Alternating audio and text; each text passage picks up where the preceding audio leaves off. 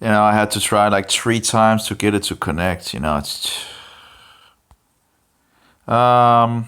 It's like a woman. You just instead of just working or not working, they tend to have sometimes and sometimes not.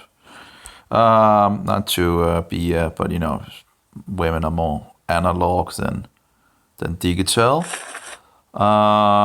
So I went into this program, and I'll just close the page.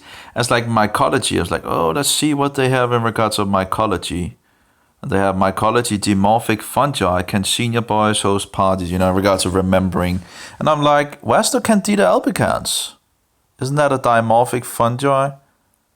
But anyway, Coccidioides, Imites, Sporatrix, Synci, Blastomyces, Dermatitis, Histoplasma capsulatum, Para, Coccidioides, and Penicillium Maneae, or something like that. Then we have filamentous fungi. I guess that must be mold. Mocha, Rhizopus, Penicillium, and Aspergillus.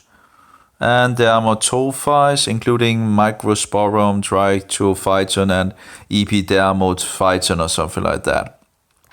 Organism that cause dermatophytosis: Trichophyton, Epidermophyton, Microsporum. Systemic fungi: Blastis, Coccus, Blastomyces, Histoplasmos, and Coccus, Coccidioides, or something like that. All systemic fungi are dimorphic. All systemic fungi are dimorphic. Okay. So cold 20 equal mold, and heat 37 equal yeast. The problem, of course, with that is that Candida albicans seems to, actually go into its fungi form when the pH, changes and all that. That's a systemic fungi, right? So all systemic fungi cause pneumonia, and I'm not sure what pneumonia is, but let's see what it is. I guess it should be something that it has. Respiratory disease. Doesn't seem like this is a good source, for information. Blastomyces, broad-based buds, forms granulomatous nodules. Okay. Yeah. Second figure above show broad-based bud with a double refractile cell wall, not capsule. Then we have histoplasma hides in macrophages. That would be the good guys. Hepatosplenomegaly, healing calcifies lesions. And histoplasma yeast forms in alveolar macrophages, apparently. Okay. Histoplasma macro and microconidia. I guess conidia, that would be the spores. So the macro, I guess, would probably be the big guys, and the micro would be the small ones, the clusters, I guess. Coccidioides cause rate increase after earthquake. Cause meningitis. Antroconidia inhale forms spirulus with endospores in the body. I guess it's coming from the dirt or something like that. Yeah. In histoplasm in macrophage is smaller than RBC. Not sure what RBC is. Blastomyces spots same size as RBC. Coccidioides square roots or something like that with endospores much larger than. Yeah, anyway, that was a really bad source in regards of mycology, I must say. So that's for the trash. So that was 2 sources that was interesting. The book form and the books that was here. See the first one, book 1. Let's try this one instead and see how that works out. Still in color. Bacteria, mycology, 5 and 6. Mycology 5 and 6, virology. It's funny, like bacteriology, right? And then virology, and then parasitology, and then you have I guess maybe the other words also like, but we usually call it bacteria and virus, right, in English as well. I guess in Danish as well. I guess might go back to Latin or Greek as well again, but maybe mycology just seems a little, I would, fungiology or something like that would seem to be more, but maybe not. Apparently not. Well, anyway, they call it mycology. So we would try to go to this. Can I push it directly? Would be nice. Nope, apparently not. So that's 510 pages, and apparently a lot of apparitions. Number 3, we need to go to number 5. There we go. To 14 pages or something like that. Page. If I can jump to it. Maybe I can't jump. Okay, apparently it won't. 48. I wonder what the second book is then. Arctic microorganisms. Can I actually zoom? Maybe I can turn it around. There we go. It's not staying on the place it should. And we still have this stupidity of this thing that I cannot get away, apparently. Fungi are eukaryotic microorganisms, domain eukarya, that occur ubiquitously in nature. Only about 200 other thousand of species have been identified as human pathogens. That among these known pathogenic, harmful species, fewer than a dozen are responsible for more than 90% of all human fungal infections. So fewer than a dozen, I guess. How much is a dozen? Is that like a dozen?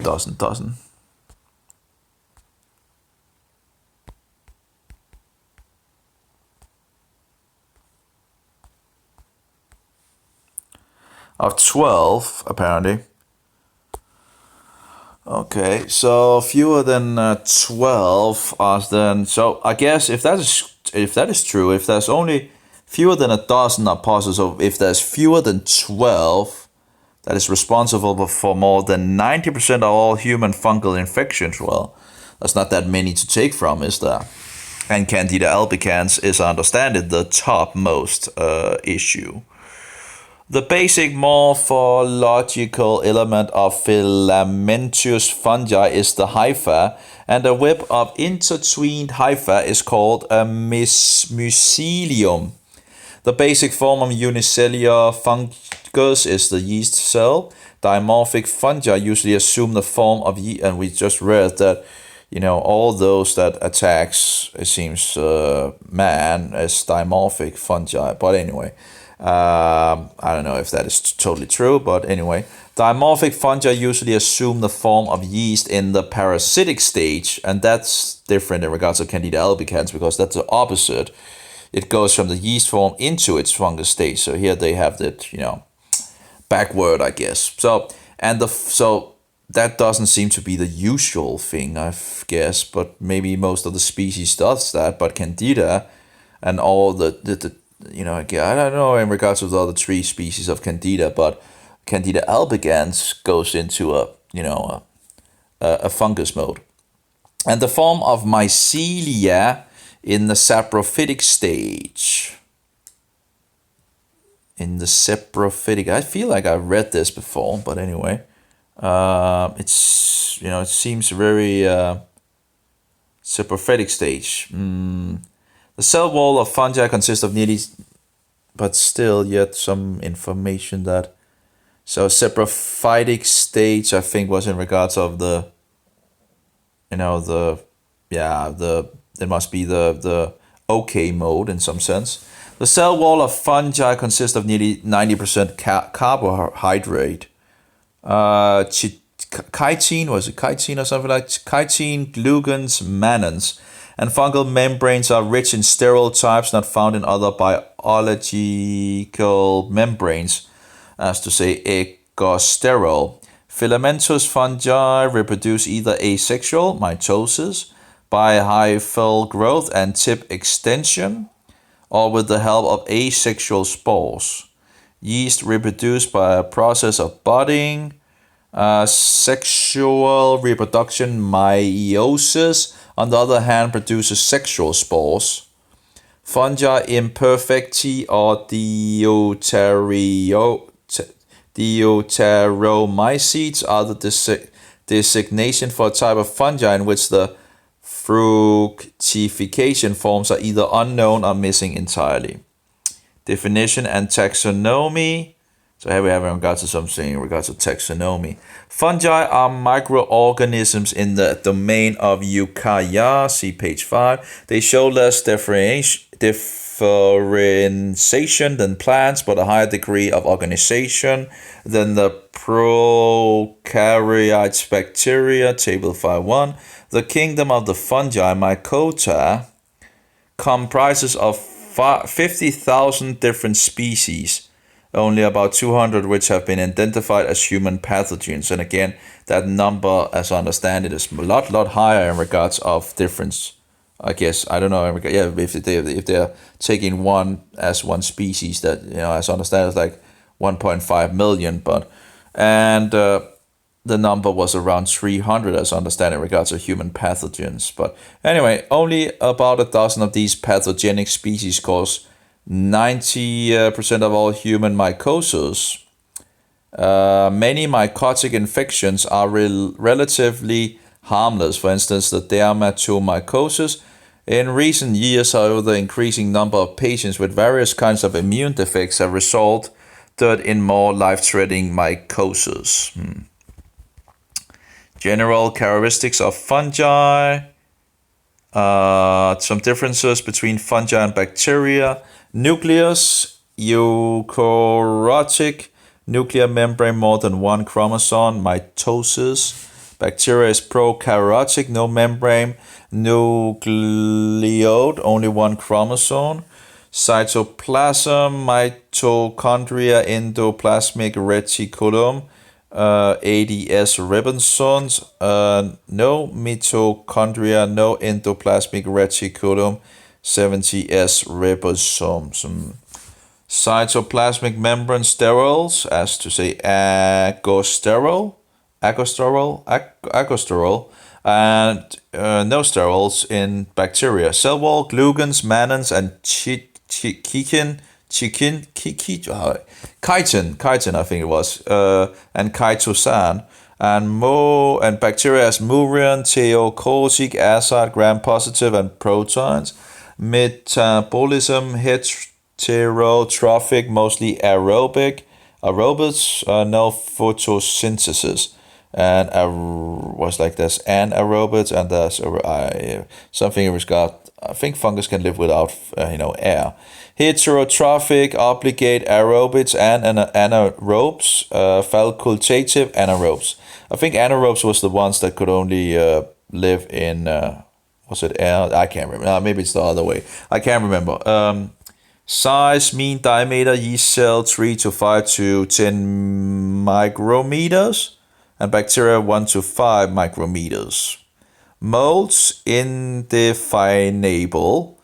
Dimorphism in some species, and bacteria none. The taxonomy of the fungi is essential based on the morphology. In medical mycology, fungi are classified according to practical aspect as dermatophytes, yeast molds, and dimorphic fungi. Molds grow in filamentous structures, yeast as a single cell, and dermatophytes cause infection of the keratinized tissue, skin, hair, nails, etc. And so on, etc. And so on, yeah. Dimorphic fungi can appear in both of the two forms, as yeast cells or as mycelia. See the following pages. Fungi are carbon heterotrophs. The saprobic or saprophytic fungi take carbon compounds from dead organic material, whereas biotrophic fungi, parasites or symbionts, require living host organisms. Some fungi can exist in both saprophytic and biotrophic forms. So let's try. The saprobic or saprophytic fungi take carbon compounds from dead organic material, whereas biotrophic fungi, parasites or symbionts, require living host organisms. Some fungi can exist in both saprophytic and biotrophic forms. Okay. Morphology. Two morphological forms of fungi are observed. Figure 5.1. Hypha. This is the basic element of filamentous fungi with a branch. Tubular structure 5 to 10 micrometers in width. Okay. So here we go. Basic morphological elements of fungi. I do wonder. You could actually take a sample of women's yeast. When they, if a lot of women actually have the yeast candida in their vagina, and you could actually check them when they don't have the itch, right? And you could see if you could actually find any of the strings forms of the fungi, and then you could actually look at it when they have the itch, and then you could compare the results. That if it actually, because see if if the yeast form doesn't make the itch. I don't know if that would be, but it would be I guess a data point to try out and see, and at least give you a little more information. Because if there's none, if there's a good environment in the vagina, and it's only the yeast form that is of Candida albicans down there when they don't have when they don't have an issue down there, and when they have the issue, it goes into its mode. Well, it might be this growth of the strings that actually make it itch. Again, I think it makes sense. But anyway, there are two basic morphological forms: hypha and yeast. A hypha septate and non-septate. We have A, B. Okay, A is hypha, septate, and non-septate. Okay, that's the first one. So we have B, mycelium, whip-up branch of hypha. That actually looks a little like what I have in my eyes, because I have so much of it now in my eyes. So it's just, and you have all, you have the elongated strings as well. There's a lot of, but anyway, it's just all over them in my eyes. Yeast form, budding, diameter of individual cell 3 to 5 micrometer. That's the things here.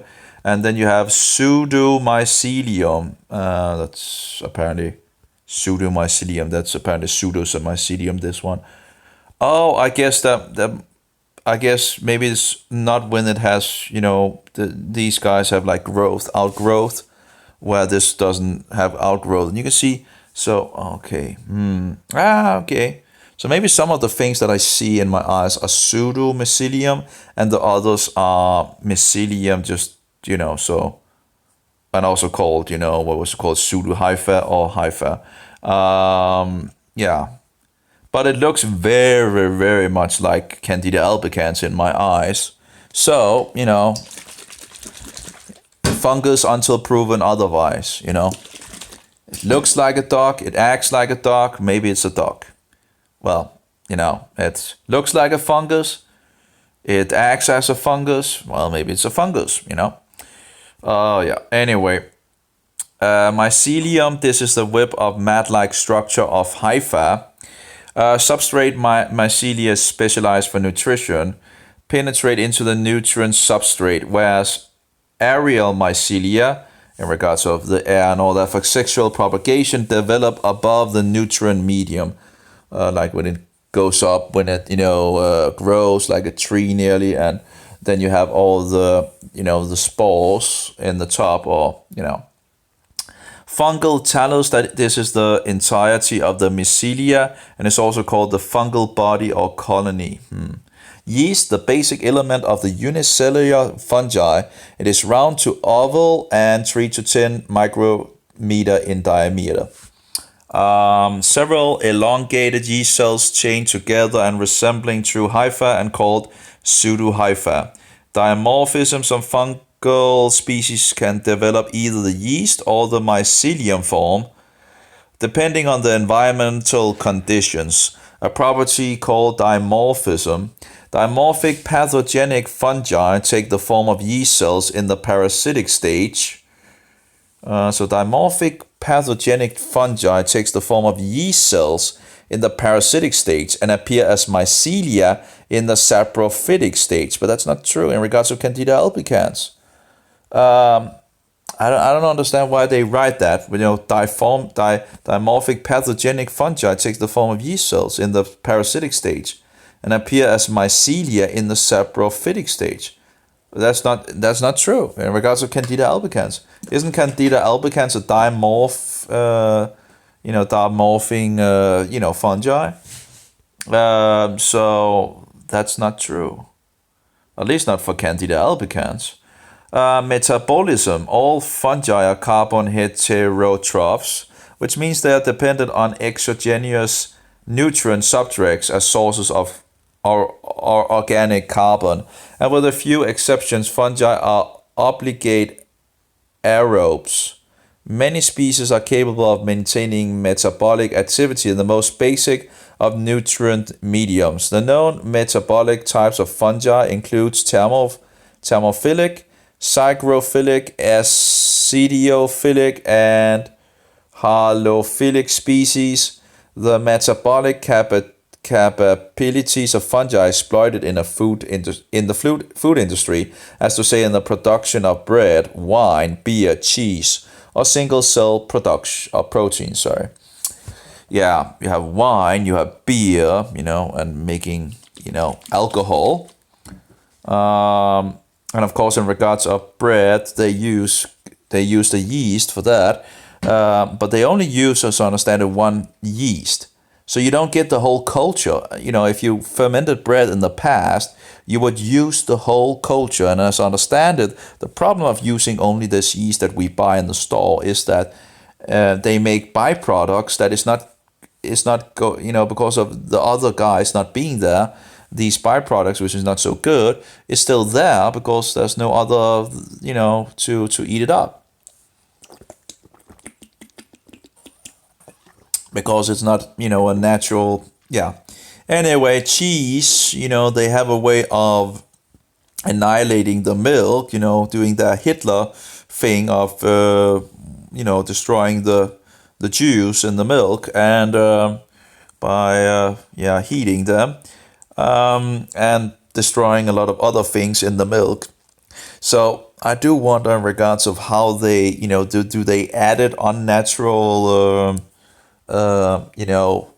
species, if you just took the milk and just made cheese from that, you would get all the natural bacteria that was natural in the milk from the beginning, or at least use the yogurt from, or whatever they use in regards of a culture from a natural source from a cow or whatever, where the milk have been standing, or I'm not entirely sure how you can. I saw a video of how they made cheese, and actually one of the reasons why they made cheese was because if they got too much milk from the cow, they could preserve it by making cheese.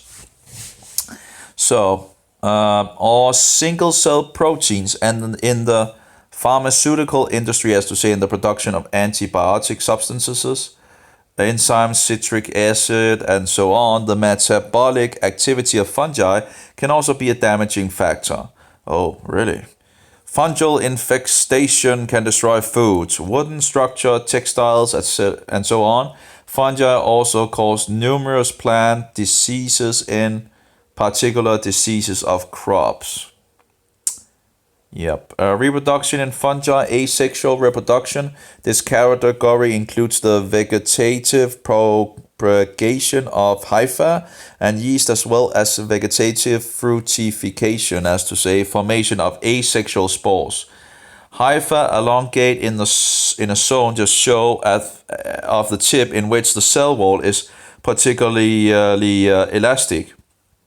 This apical Apical growth process can also include formation of swellings that develop into lateral hyphae, which can in turn also branch out.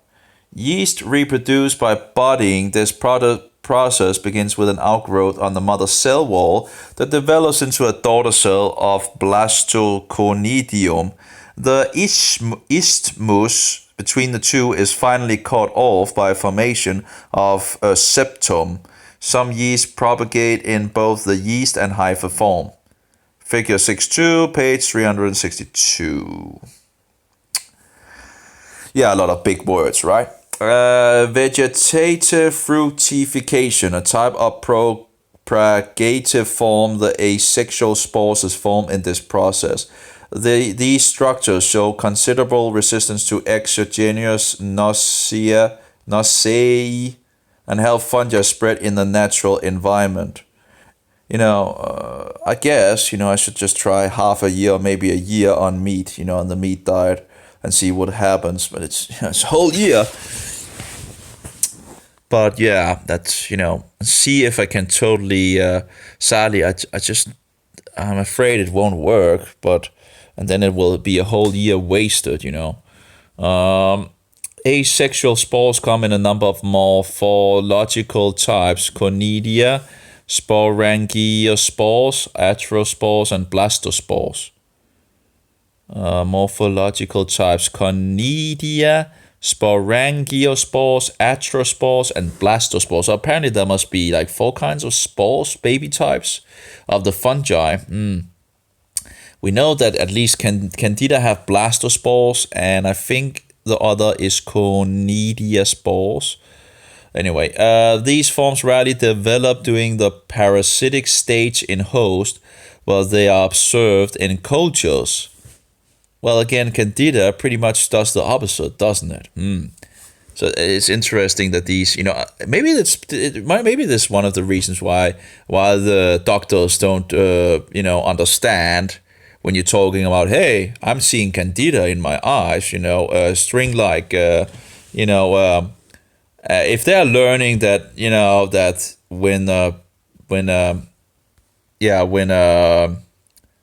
if they're learning the opposite, that, that it turns to a yeast form and not to a fungal form, of course they will think you are a nutcase. I don't know. These forms rarely developed, but again, if you study Candida, I think it seems to be pretty well known that it turns into its fungi form. These forms rarely develop during the parasitic stage in host, but they are observed in cultures. Yeah, well, you have Candida. The morphology of asexual spores of fungi is an important identification characteristic. Sexual fruity. I'm not even sure they have anything in regards of Candida in this book, by the way. I think it's just an overview of general aspect of fungal disease, fungal allergies, mycotoxicosis, mycosis, host pathogen interaction. Here we actually have candidiasis. Candida albicans, other Candida species. It's an opportunistic mycosis. Yeah, I think we can agree to that. That it's endogenous infection, primary infection of the mucus and skin with secondary dissemination. But we know it can go wild in the body. But anyway, do we have more diagnosis? Microscopy, that was in regards to microscope. As azoles, that's the that ketoconazole, fluconazole, itraconazole, variconazole, and all that. Antimetabolites. Let's see. The fungi and as human pathogens. That's the next thing here, but we should go back and just read it from there. I just wanted to see if there was anything more in regards of Candida. Oh, it's itching, man, on my arms and it's just itching. Crawling and itching. Oh, it's just so wonderful. Well, no, it's not. Of course it's not. I have no idea what, you get very, I guess, frustrated and, it's just it's in it's one thing after another. It drives you nuts, pretty much. Opportunistic mycosis that affects skins and mucosa as well as internal organs are called. And the thing is, though, the longer I wait, the longer this, I have this infection, the worse it will just get. Hey, they might find out when I'm laying on the bed dying. Oh, you have candida. Oh, really? Oh, really? I just told you that for a huge amount of years. Yeah. Anyway, it's just incredible how diabolical it is. It's like, candida. Yeah, I've tried to tell you that for 50 years. Well, whatever. Hopefully I'll get this thing under control at some point. But anyway, opportunistic mycosis that affects skin and mucosa, as well as internal organs that are caused by both yeast and molds. And molds, we have some in regards of candidiasis. Oh, candida. Oh, we have candida. Oh, is it candida? No, candida. That's candida. Oh, candida. Candida. I think they call it candida. At least 70% of all human candida. I think that's the way the doctors say it. Not candida, but candida. Infections are caused by candida albicans. The rest by candida parapsilosis or parapsilosis. I'm not entirely sure how you. Anyways, candida tropicalis, candida guillamundi, and candida krausi, and few other rare candida species. Yeast cells, pseudomycelium and mycelium. Candida albicans morphological forms, grams staining of sputum, gram-positive yeast cells, and hypha. Clinical diagnosis, candidiasis of the respiratory tract. Candida, more about candida here. Pathogenesis and clinical pictures. Candida is a normal inhabitant of human and animal mycosa. Commensal. Well, that didn't really help. Anyway, candida infections must therefore be considered endogenous. Candidosis usually develop in persons. Candidosis. That's another word. Candidosis usually develops in persons whose immunity is compromised. Most frequently in the presence of disturbed cellular immunity. The mucosa are affected most often, less frequently the outer skin and inner organs, deep candidiasis.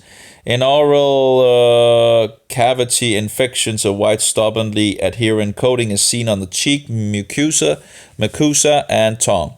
Well, the thing is, I think candida can actually, even if you're still seemingly healthy, the candida can still go around in your body and, do havoc. Let's see here. So here we have oral sore surface infection of cheek mucosa and tongue by Candida albicans in an aged patient. That's the thing where they look for the candida. Only was it in a Danish or the English? I can't remember. One of these Facebook sites, that where I think it was the Danish, the Danish woman asking her doctor in regards to couldn't they test for Candida albicans, and he was said to her that no, we don't test for that until if it's just only in AIDS and cancer patients. So a doctor will apparently not test you for Candida albicans. It's incredible how stupid these people are, and it's hurting a lot of people. It's making people suffer and pretty much kill them off over time. If it's the sooner you can actually get things under control, the better, because the longer you have it, the more havoc it does. And I would think it would actually also be easier the quicker you can get it, because then it wouldn't have been so widely spread and all that. So anyway, chronic mucocutaneous candidiasis in a child with a cellular immunodeficiency syndrome. So we have in regards of vulvovaginitis, that's usually also candida. See, morphological similar to oral sore is vulvovaginitis, diabetes, pregnancy, progesterone therapy, and intensive antibiotic treatment that eliminates the normal bacteria flora among the predisposing factors. I'm not sure. I must be missing something in regards of, in regards. There's some other drugs in regards of what was called. I can't remember what it's called, but so there's different factors that absolutely can make it go wild. Skin is mainly infected on the moist, warm parts of the body. Candida can spread to cause secondary infections of the lung, kidneys, and other organs. The candida can pretty much move everywhere in the body, it seems. So in fact, so thereby you have a lot of different symptoms, and thereby people with candida have different issues, and some are more visible than others, and some have this and some have that, and so forward. But going back to the source is still the same, yet they can have different symptoms. So candida can spread to cause secondary infections of the lung, kidneys, and other organs. Candidial endocarditis and endophthalmitis are observed in drug addicts. Chronic mucocutaneous candidiasis is observed as a sequel to damage of the cellular immune system. Diagnosis. This involved microscopic examination of preparation of different materials, both native and gram-stained. Candida grows on many standard nutrient mediums, particularly well on saporate agar. Typical yeast colonies are, I guess it's in regards to the petri dish and all that. Typical yeast colonies are identified under the microscope and based on specific metabolic evidence. Detection of candida-specific antigens in serum, as to say free mannan, is possible using an agglutination reaction with latex particles to which monoclonal antibodies are bound. Various methods are used to identify antibodies in deep candidiasis: agglutination, gel precipitation, enzymatic immunoassays, immunoelectrophoresis, or something like that. Therapy is nystatin and azoles and can be used in topical therapy. In cases of deep candidiasis, amphotericin B is still the agent of choice, often administered together with the 5-fluorocystosin echinocandins, as to say caspofungin, and can be used in severe oropharyngeal and esophageal candidiasis. So again, we see nystatin and azoles can be used in topical therapy. If they just had done that in the beginning when I got my issues in my tip of my penis in regards to the itch, I would probably, it could maybe have gotten under control on 8 days of diflucan. And if they have just advised me also to change my diet as well, and if the food administration didn't destroy the foods, like milk, which I was drinking a lot of, so I was drinking pasteurized milk, which is just, I don't know, I don't even know if we can call it food anymore. We have pretty much totally ruined what God made from the cow. And we're just ruining it on so many levels. It's not just one level that we're ruining the milk. It's on so many levels, It's just utterly disgusting. And not being allowed to have a goat or, a sheep or, to give you milk. Anyway, I think a goat or a sheep would pretty much fit a family, giving milk and all that, not having a cow, but a goat or a milk instead of a dog, Epidemiology and prevention. Candida infections are, with the exception of candidiasis in newborn children, endogenous infection. But anyway, I might die by, by this candida. It might actually take me to the grave. And if I die, it's probably going to be the candida that kills me. Of course, if, who knows? If someone else doesn't murder me, in the meantime, but overall, this could easily become my death. If they die so-called natural death in so-called natural, it would probably be because of Candida albicans, totally destroying me. And again, no one to help me. Well, of course, other people with candidiasis or candida, on these forums and trying to figure out what is going on and all that because they have issues and the doctor just, pulling their leg or, bullshitting them pretty much. But hopefully I will, at some point break the shell, at some point get through it and overcome this. And again, if I could just try nystatin and the diflucan and, see, because that seems to be one of the things that actually might actually work.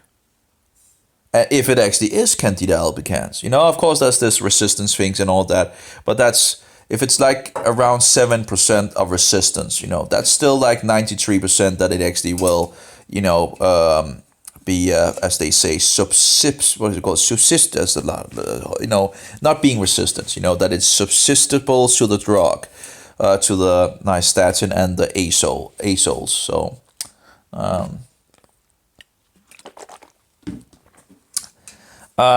yeah, and maybe even if it doesn't totally take it out, it would maybe give me a breath of air to give me some more time to sort things out. So I really, in regards to the nystatin, I do have some things where I'm like, but if I'm not going to try it, I won't know if it actually will help or not, right? So so yeah. But again, if I can get nystatin, that's nice. At least I have that fixed then. Again, then I just need to get some diflucan and maybe some Sporanox as well, which is a lot more expensive than the nystatin is pretty cheap, compared to diflucan and Sporanox or itraconazole or whatever and fluconazole. Actually, fluconazole would be diflucan and itraconazole is Sporanox. I shouldn't actually be that much to learn about these things because there's not that many remedies from the medical mafia in regards to these things. So then we have Aspergillus. I don't think I have any mold issues. I haven't checked my home. I know that the last guy that actually lived here actually had cancer, which is usually a fungus issue, but I haven't tried to, I need to get some petri dishes then and set up and all that. And I would also like a microscope to test things out, but again, resources and all that is not that, I'm pretty low on that. And it's just, of course, it's also annoying that one needs to do it all. We should have a profession that actually would fix things, right, and help us. But no, they actually just wants to. It's just incredible. So we have Aspergillus. Again, I don't think I have mold issues, but that seems to be one of these issues that people have when they live in different houses.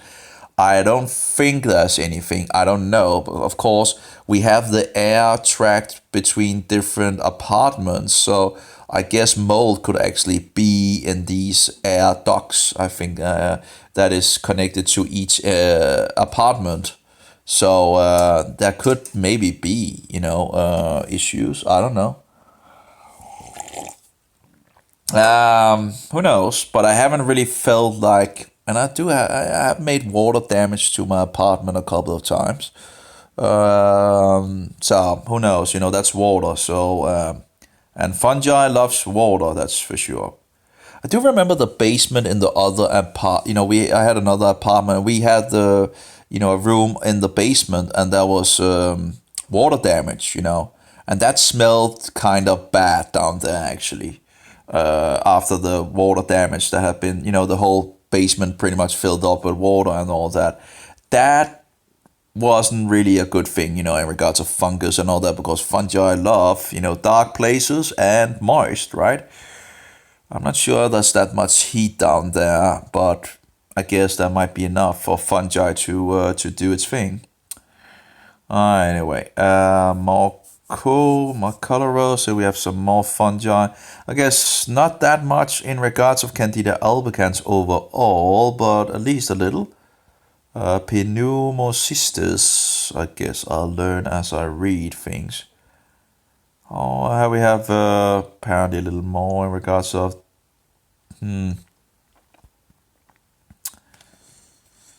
Oh, well, I should actually also get to read that report from the Danish woman and finish it, There's still a lot of pages that I need to go through. It's small letters and there's a lot of difficult questions, difficult words. Other cutaneous mycosis, pityriasis. But it's interesting that to say that the bad, is the yeast form and the fungal form is the good guys, it seems, when Candida is the total opposite of that. Then you have general virology, which I'm not that much of interested in as such. But there are something in regards of that there's a possibility that maybe one could maybe fix Candida albicans with a virus. The thing is, the virus apparently injects something into the cell or maybe the fungi and can then annihilate it. So I don't know where the virus is actually coming from, but I guess, and I don't know what kind of viruses would actually kill Candida albicans, and I don't know how you actually could get that virus, but because that might be a good virus to get, if viruses are traveling, and making people sick and all that, maybe a virus that kills Candida albicans wouldn't be that bad of a thing, and so I understand that there might actually exist those that targets Candida. That would be, and they're looking into these things because of another Candida species which are resistant to all their antifungals, so they have a problem. And it's called Candida auris, I think. You can find a lot of information on YouTube on that.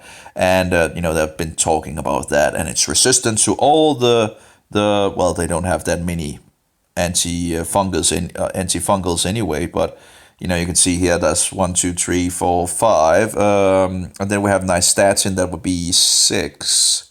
I say 1, 2, 3, no, 4 plus 1. So that would be 5, actually, sorry. We have a grisolfulvin that I've heard about that. We also have allylaminins. Okay, so how many do we have? We have the azole, so we have 1, 2, 3, 4 there. We have, I'm not sure if that anti-metabolites, 5-fluorocysteine, interferes with DNA synthesis. I don't know if that's also given by oral application in Candida. Okay, so maybe that's also an antifungal. So let's say 1, 2, 3, 4, 5, 6, 7, 8, and 9 maybe. Doc Kaufman's talked about 8 being available. And he knows his fungus stuff, and he's been in it for, I guess, millennia. No, not millennia. What is it called when you have 10 years? Is that a millennia? No, that's not a millennia, is it? No, a millennia is 100 years, isn't it? I can't remember. Oh. But anyway, I think he has been in it for a long, long time and working with patients and all that. Oh, we actually also have M4-tericin, but that's not oral, that's injection. So, and these agents bind to membrane sterols and destroy the where's the nystatin here. So, and again, nystatin comes from a bacteria. I actually saw one that said it came from a fungi, but as far as I understand it, is from the bacteria. Most of the source. I only seen one that says it's from a, and it seems like that seems a little, because they also called it an antibiotic. And it's not an antibiotic. It's a myco. What's it called? Myco. I can't even remember what the word was. Mycobiotic. No. Myco. I can't remember the word. All these words. It's just not helping the little man to actually understand what is going on. And when the doctors speak and all that about this and that, it's like a coded language, a coded tongue. It's just bullshit. It's just utter bullshit. Speak so the person can actually understand. Again, it's like reading the Bible in Latin when the people don't understand it. And then afterward, and of course, not afterwards, pretty much down through history, the Roman Catholic Church has persecuted those reading the Bible in their own language, because it pretty much exposes the whole pagan system. And led by the Antichrist. So no one knows anything anymore, it seems, because they don't read their Bibles. And again, there's also interesting things in regards to the Bible and fungus and all that, and also talking about different colors of the things and all that. That's very interesting. Leviticus chapter 14 or 15 or close to that area. So that's 2 chapters. So where did we go? Psychospores, ascospores, and basidiospores. Okay, so we have metabolism. The metabolic activity of fungi can also be a damaging factor. Fungal infection can destroy food, wooden structures, textiles, and so on. Fungi also cause numerous plant diseases, in particular diseases of crops.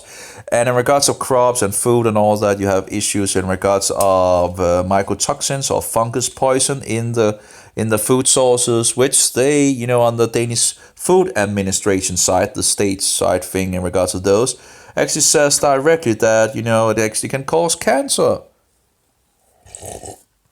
Oh, really? That, consumption,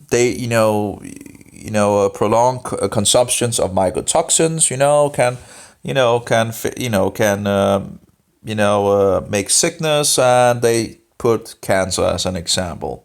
They use cancer as an example, and so on, So anyway, reproduction in fungi. I do wonder what the so on is.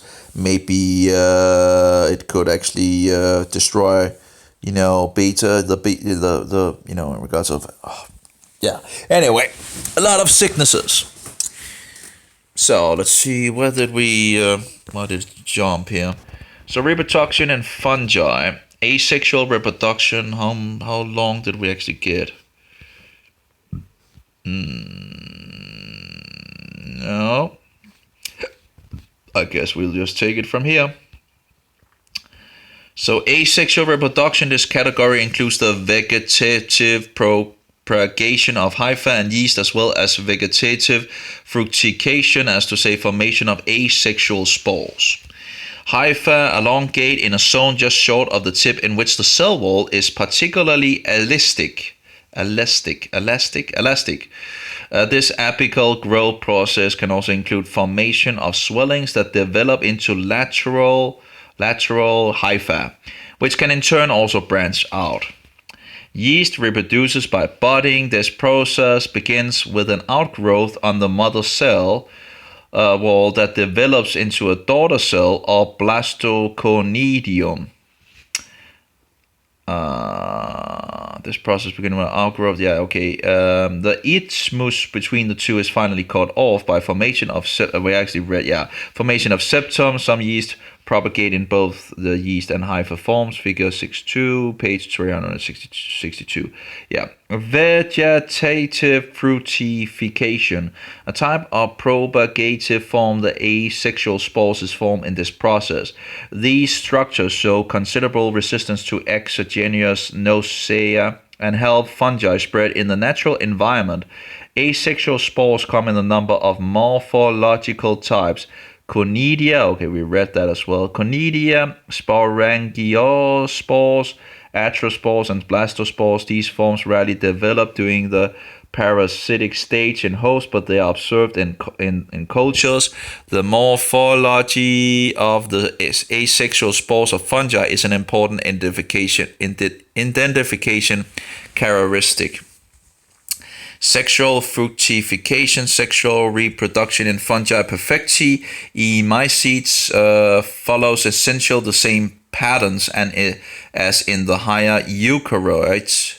Actually, also, by the way, in regards of destroying the candida in the body, in regards of nystatin and regards of diflucan, I think a diet on meat would probably be the best thing at that point as well. At least very, very, very low on, because the meat is seemingly the only thing that seems to really, well, as a food source, it really has a positive effect of, fixing the, seeing that it actually lowers, my issue in my sexual production parts. It's incredible. That's nice. Just sad that I fell into going to the baker. That's, if I'm going to live with this itch and things for the rest of my life, that will be horrible. Well, probably many other things will come by, as time goes. It is going downhill for sure. It's incredible how diabolically, this world is. It's it's just incredible. How can we have a system like this running,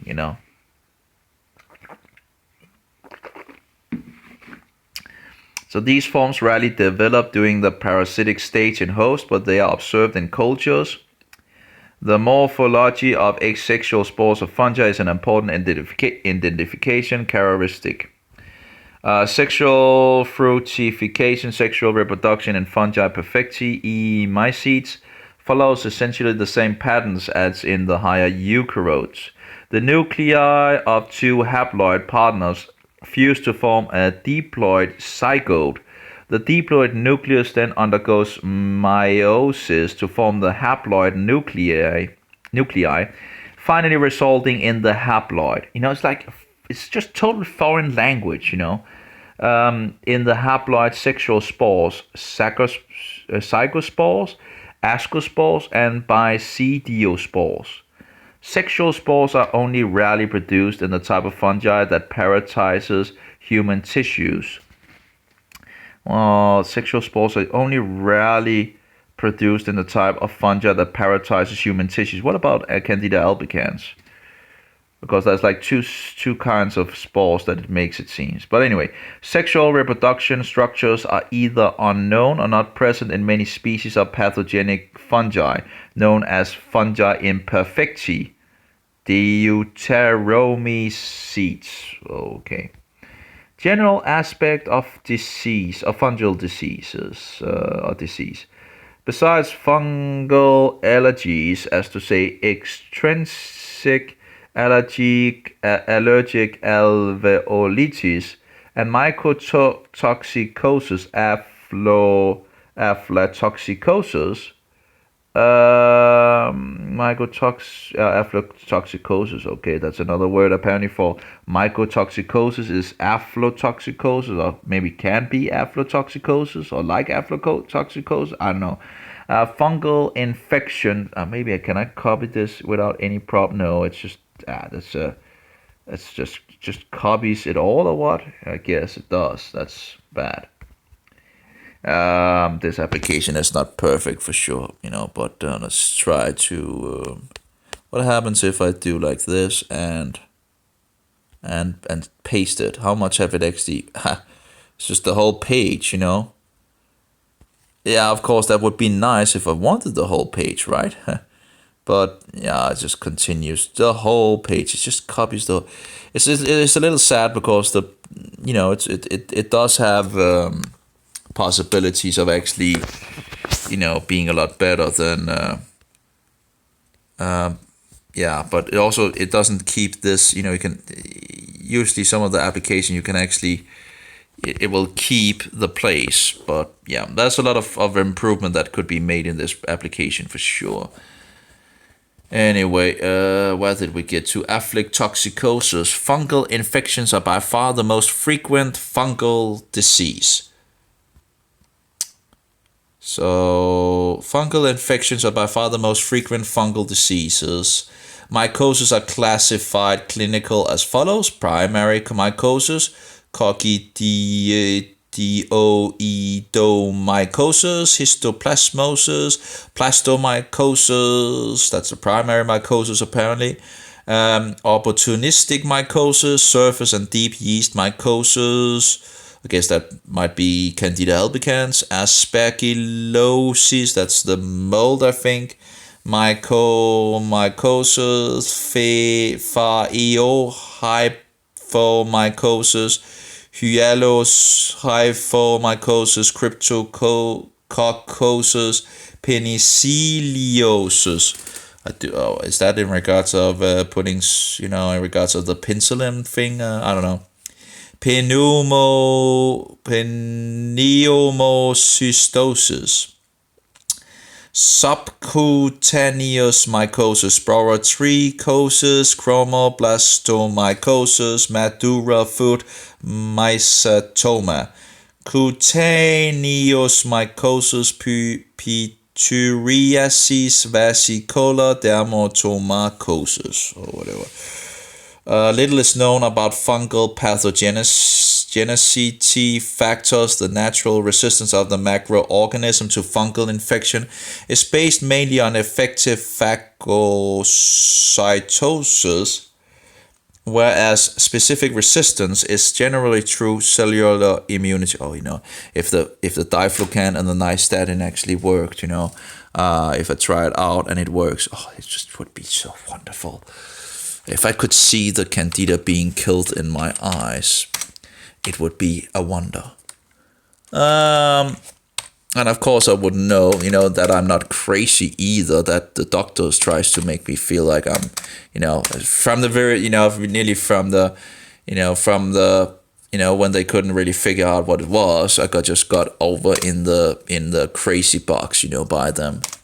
And that has just been ongoing for me so I totally gave up on that system for a long time.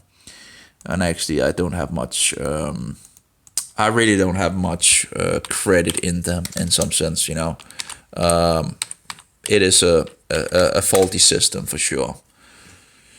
Let's see if I actually have a post from, I wrote one of the Danish guys on fungus in regards of education. Let's see if nope. I just gotten some information from the state. That's pretty much all. Oh, it's from the library. Oh, I have books. That is too old. No, he didn't write back to me. I wrote it earlier. Well, hopefully he will get back to me. It's one of these.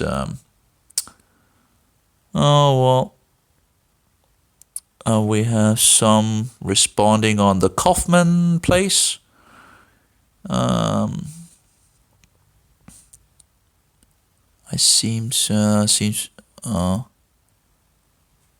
I made a mistake on that. And you can call cauliflower crust.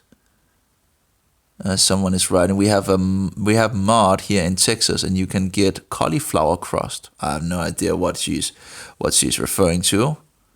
Oh, I guess in regards of making bread, maybe instead of making, instead of using,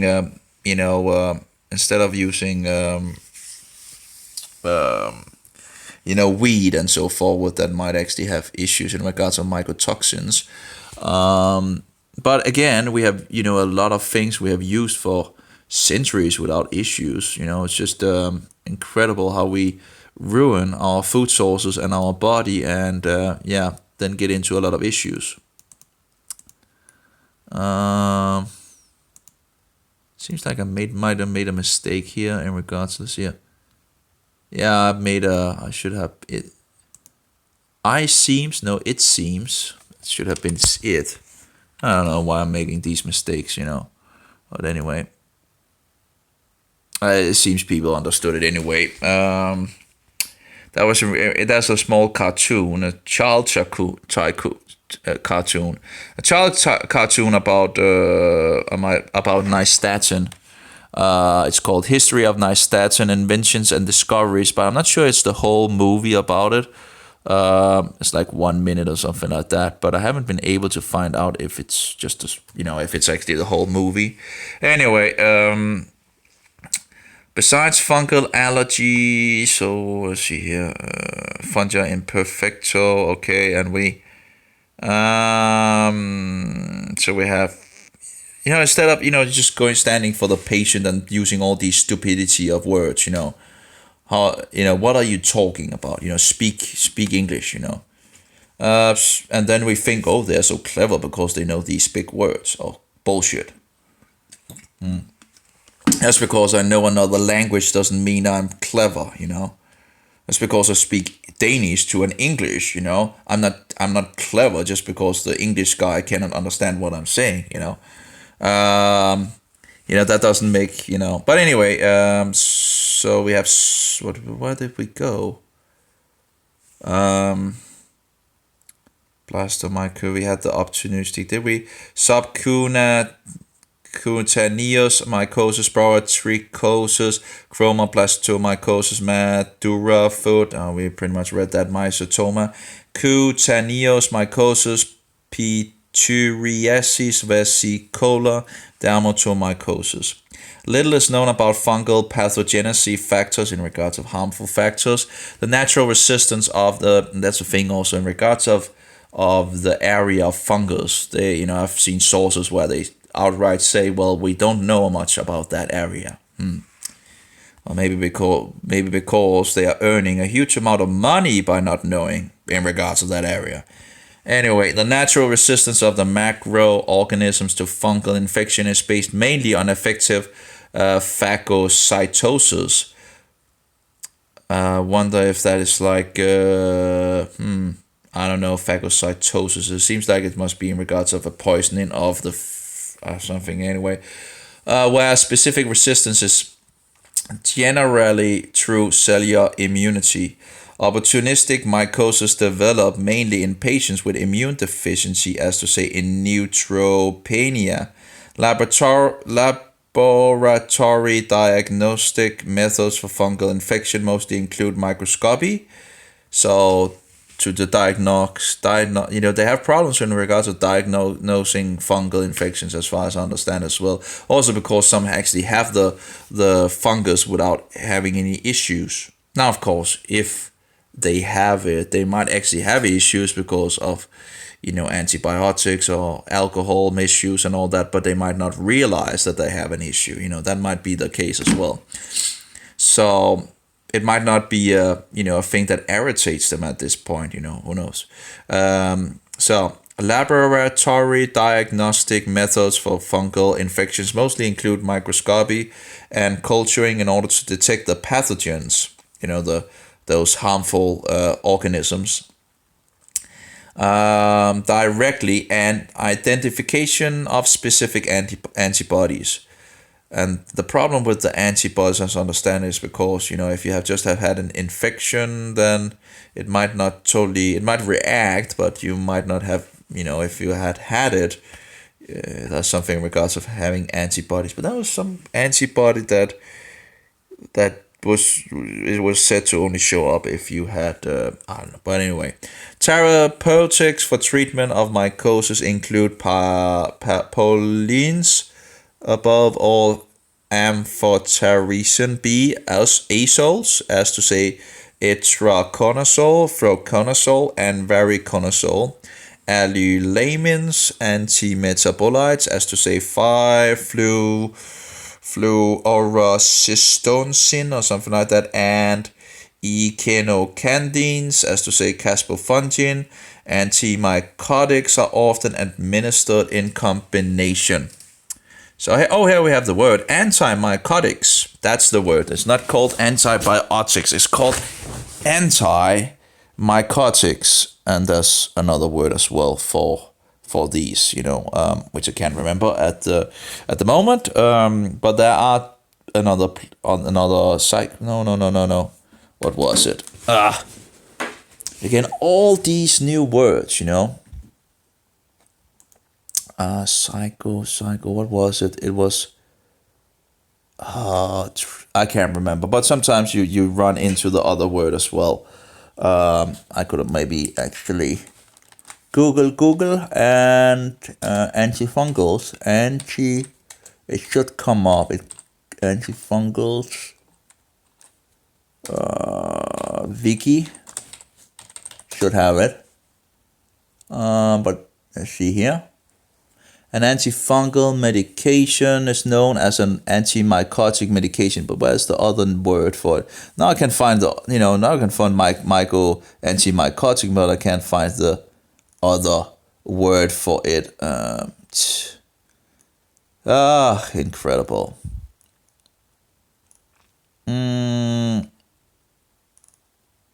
Yeah. I guess it will stick at some point. Maybe. I don't know. It's called. What was it called? Anyway, I guess the word will become more normal to me at some. But anyway, it's against fungus.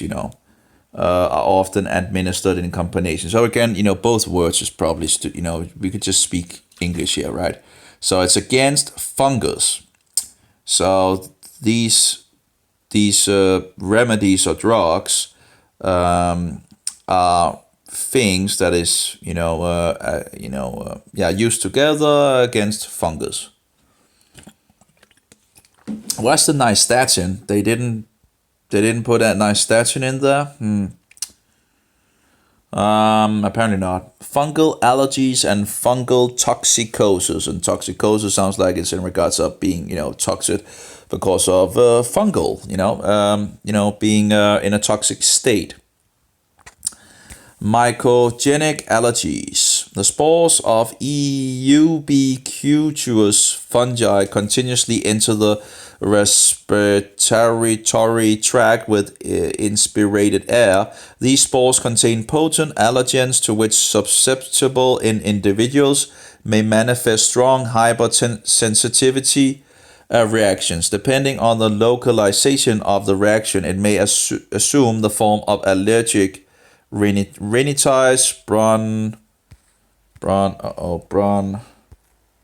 bronchial asthma, or allergic alveolitis.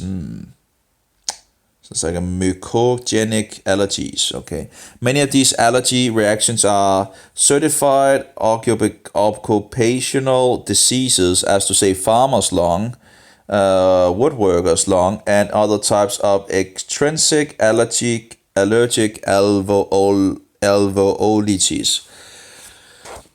And yeah.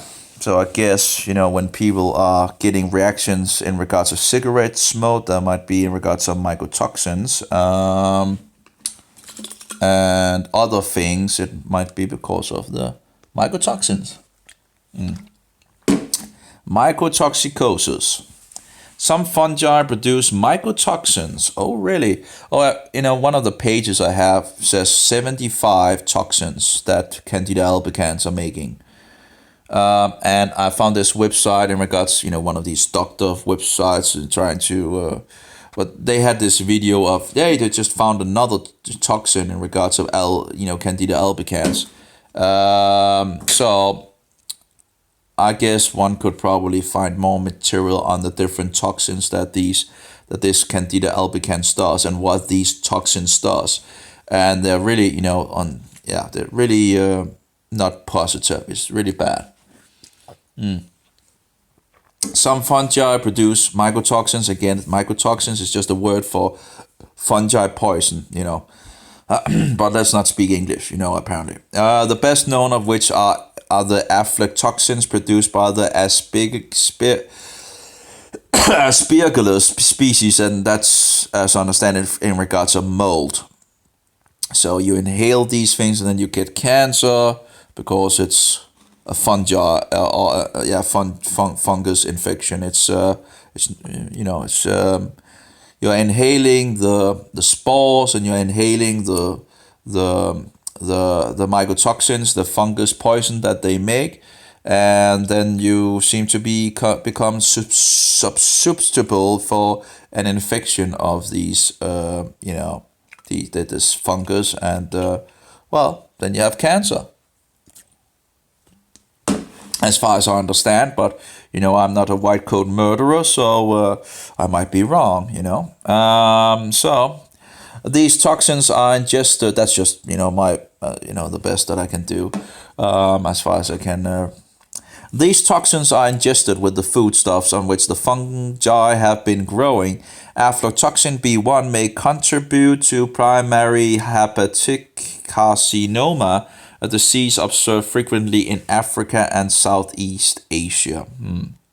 Mycosis, data on the general incidence of mycotic infection. Oh, by the way, I'm actually in regards of, I saw this guy that whistles, not whistle, in regards of really really high, and I can whistle, no problem there,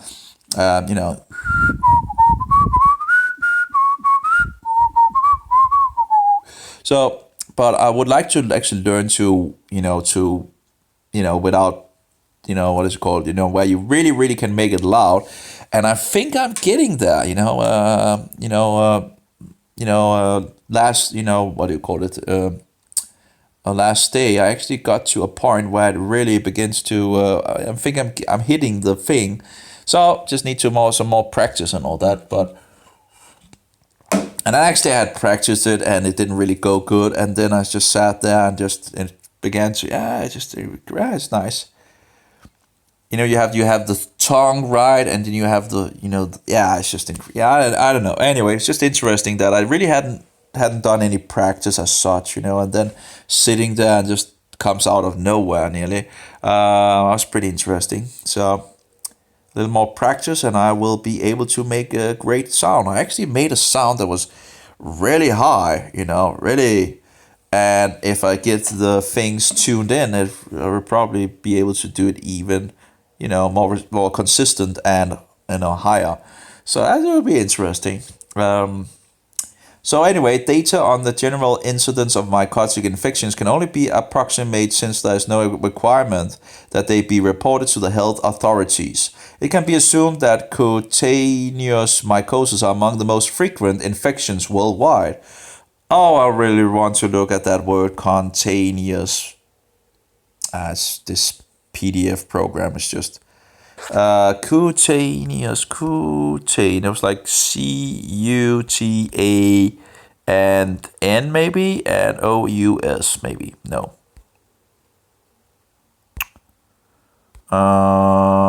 Cutaneous,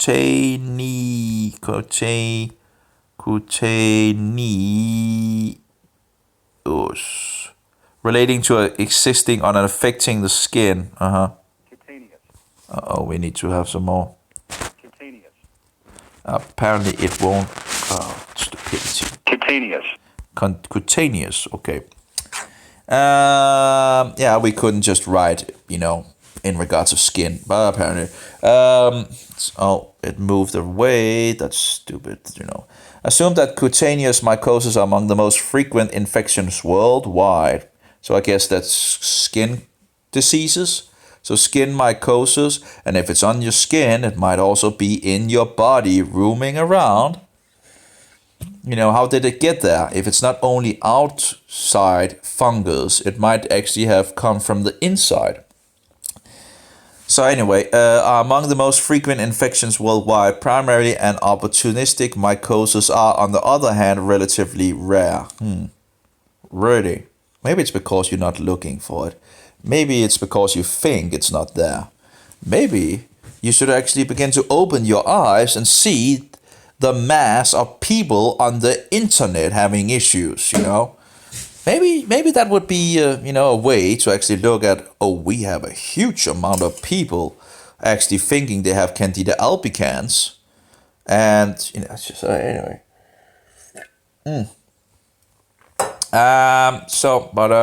Anyway. So reflecting the fact that clinical manifestations are only opportunistic mycosis have been on the increase in recent years and decades. Yeah. Reflecting the fact that clinical manifestations are only observed in hosts whose immune disposition allows them to develop. Increasing numbers of patients with immune defects and a high frequency of invasive and aggressive medical therapies, the ways they ruin your body and your health system and your immune system and all that, anyway, are the factor contributing to the increase of significance of mycosis. You see, nystatin really doesn't, as far as I know, affect your, it takes out the fungi. That's pretty much what it does in your gut, right? So, as far as I know, it doesn't have an effect against your immune system. It's, if anything, it might actually make the good bacteria actually get to I'll have to see what happens when I take it. But overall, if you kill off the fungi, which might be not in balance, well, you have the good guys, you have the bacteria that might actually be able to restore, I don't know. Of course, you need to fix the terrain as well but the bacteria might actually be the ones that keep the terrain, good. So again, that was my theory in regards of if you actually kill off the bacteria in the gut, and those bacteria are actually the ones that keeps the gut in a what do you call it, acidic form, and the gut begins to become more alkaline, it might actually be the thing that actually makes the fungi, go, run amok. And it seems like that the candida can even help on this as well. So if the balance was there, where the bacteria kept, the fungi in check, then, now you then goes into more of a what's it called? Not acidic, but the opposite of acidic. I can't remember the word on the moment. Have a way of forgetting words. There's so many words to remember and all that. And it was like basic. Is it basic? Base, acidic. I can't remember. Alkaline. Yeah, alkaline. That's the word.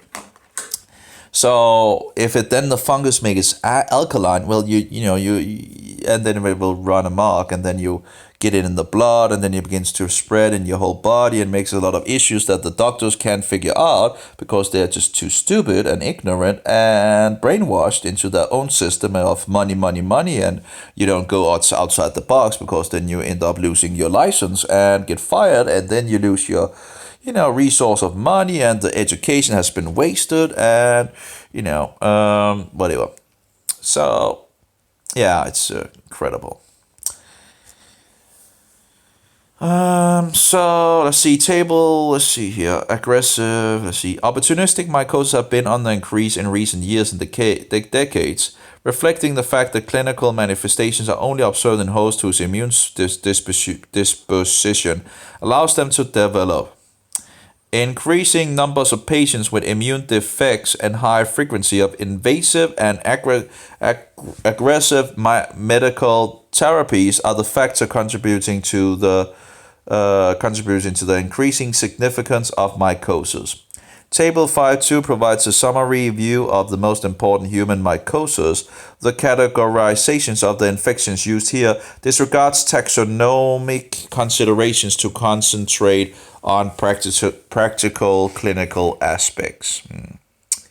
So host-pathogen interactions. The factor that determine the onset, clinical picture, severity, and outcome of mycosis, in regards of, include interactions between fungal pathogenesis in regards of harmful, I'm not sure in regards to genicity if it in regards to the beginning of the harmful factors. I'm not entirely between fungal pathogenicity factors, but it's in regards to the harmful factors and host immune defense mechanism. And that's the thing, if you still have your immune system pretty, running, at least not on, totally suppressed, well, then it might still be able to somewhat keep the candida in check while even the candida roams around. and doing damage. But as long as you still have some of, but yeah, who knows? Maybe the candida is just, hiding away from the immune system, and so yeah. Anyway, so yeah, it will be wonderful if I'm really looking. I'm getting more and more in regards to I have to try diflucan, to see if it works. To see if it, it would be quickly to see if it works, I think. If it can work like a one pill cure in regards of women having their issues in their private parts, and that pill doesn't only take it in the vagina, it also goes other places. Now of course some take more than one pill and all that, but overall if that works, well then it should be pretty quick, right? And I should be able to quickly see it in my eyes if that is candida, and because the diflucan works in the eyes as well. So, compared with the situation in the field of bacteriology, it must be said that we still know little about the underlying causes and mechanism of fungal pathogenicity. Yeah, there we go. It must be said that we still know little about underlying causes and mechanisms of fungal pathogenicity. Oh, well, don't you give people, fungal poison and kill off the good bacteria? Oh yeah, we know little about the underlying causes. Yeah, well, I'll tell you some of the underlying causes. Might be antibiotics. Might be all this crap food that we eat and feeding the sugar and all that, fungal food, and all the alcohol that we are drinking, and which also have been, destroyed on different levels, in regards of our food sources and all that. So, yeah, on so many levels, we're just pretty much, a target. So the best thing that you can do is to, and I can't remember the word, but the best thing you can do is to not get sick, and try to stay healthy and not have too many factors that actually, destroy your health, or lowers your immunity, and puts pressure on the immune system, I guess. Another word would be what, put. Weight on the system, of the, if you can keep it healthy and all that, that would be the best, because this society is diabolic, it's just ripped to kill you, Humans show high levels of non-specific, they're promoting all the alcohols on the advertising, and a lot of satanic bullshit in regards of advertising and so forward. So, why would they be allowed to promote alcohol in the television or in advertising? That's just bullshit. Anyway, humans show the high levels of non-specific resistance to most fungi-based mechanical, humoral, and cellular factors. So humans show high levels of non-specific resistance to most fungi based on mechanical, humoral, and cellular factors. See Table 1.6, page 22. Among these factors, phagocytosis by neutrophilic granulocytes and macrophages is the most important. Intensive contact with fungi results in the acquisition of what? Of specific. What's the rest? Is it after this specific? What is this? Of specific, and then it just stops. We have 503 specific. Okay, where is it? Specific. Maybe it continues like specific immunity, especially the cellular type. The role of humoral immunity in specific immune defense is secondary. So why would you put it like this? It seems a little weird. Okay. Anyway, I guess to keep maybe. Okay, so overview of the most important mycosis in humans. Primary mycosis do not occur at endemic in Europe. Coccidioidomycosis, pulmonary mycosis, inhalation of spores, southwestern US and South America. Histoplasmosis, so we have disease, we have the etiology, I guess the name of it, and then remarks. So disease histoplasmosis, histoplasmocapsulatum, pulmonary mycosis, inhalation of spores, dissemination into rest America, Asia, Africa. North American blastomycosis, blastomyces dermatitidis, primary pulmonary mycosis, secondary dissemination, North America, Africa. South America, blastomycosis, Paracoccidioides brasiliensis, primary pulmonary mycosis, secondary dissemination. Then we have opportunistic mycosis, and then we have the candida. Opportunistic mycosis, candidiasis. I have no idea what so means. Candida albicans or the Candida species. Endogenous infection, primary infection of mucosa and skin with secondary dissemination. I do wonder, I need to check the tooth dentist as well in regards of diflucan, and I'm not so quick and all that to get all the. There's so much, there's piles of things to research and trying to, but and read and all that. But I have some articles on the old computer and about two, Danish articles about antifungals. So I guess the dentist must know something in regards of these, these things, and they might be able to prescribe them. That would be nice, getting around the doctor. But I'm not sure if you could actually get a dentist to actually prescribe more than yeah. So that would be, but it would be that's a possibility to try out. Endogenous infection, primary infection of mucosa and skin with secondary dissemination. Actually, also in regards to the chat, where I'm writing to the doctors and all that don't respond at all to me anymore because they're rejected, But I don't have any. But that they actually have a page where they have all the drugs they have is on the page, it seems. So the names and of the fluconazole and all that is on the page. So I could check what we can actually get in Denmark as well. So I know, because no help from the doctors. It's incredible how little help that I actually have. I pretty much have gotten near to zero help. Actually, yeah, that's pretty much it. Zero help. In regards of yeah.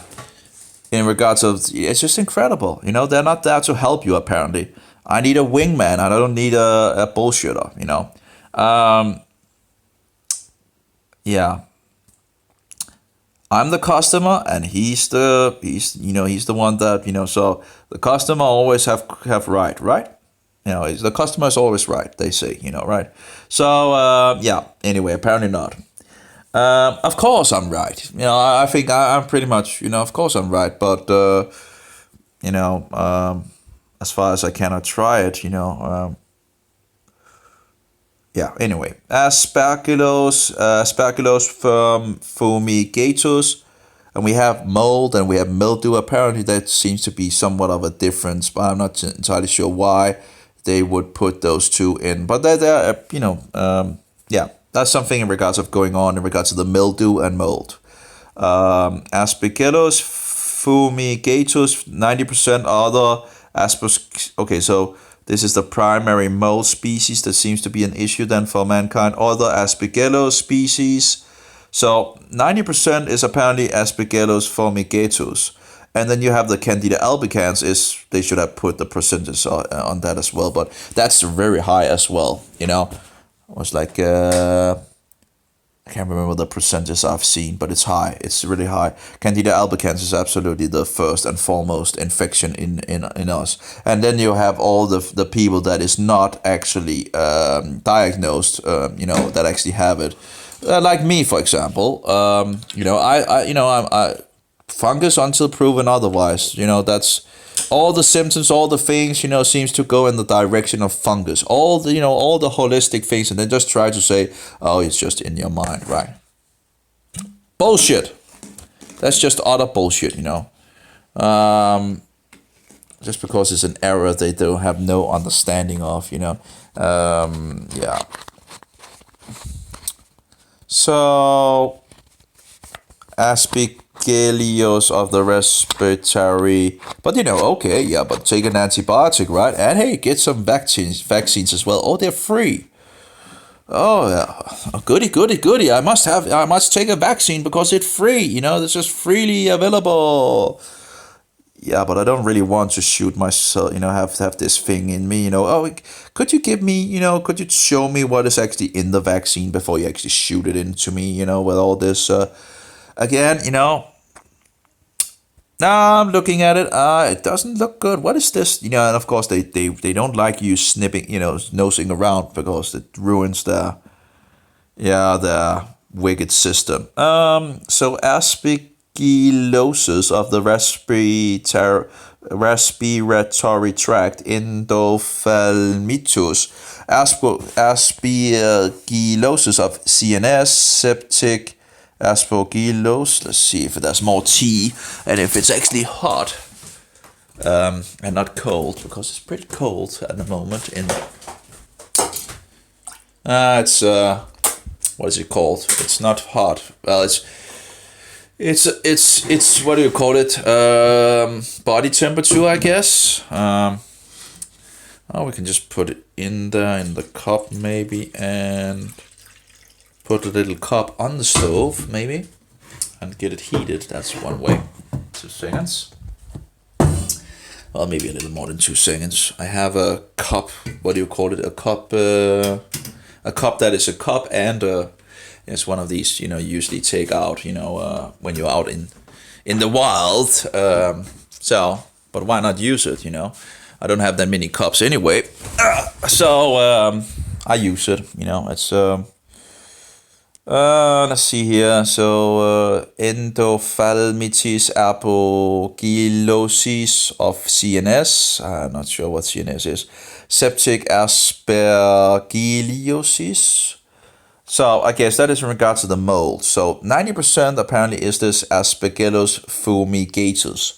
Would be interesting to see. It would be if I just could have, it copies everything on the page. Stupidity. Then we have cryptococcus that I've heard about as well. Apparently, it seems to be a yeast. Cryptococcus neoformans, yeast thick capsule.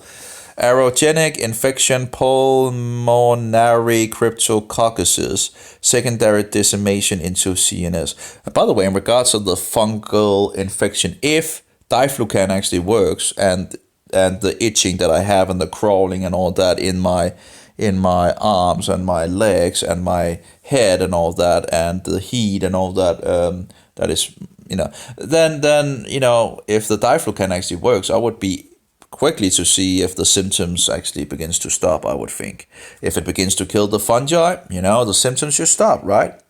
So and should go into remission. I think it's called. So we have so not only would I probably be able to see it in the eyes, I would also see it in the, in regards of if the symptoms in my skin actually stopped.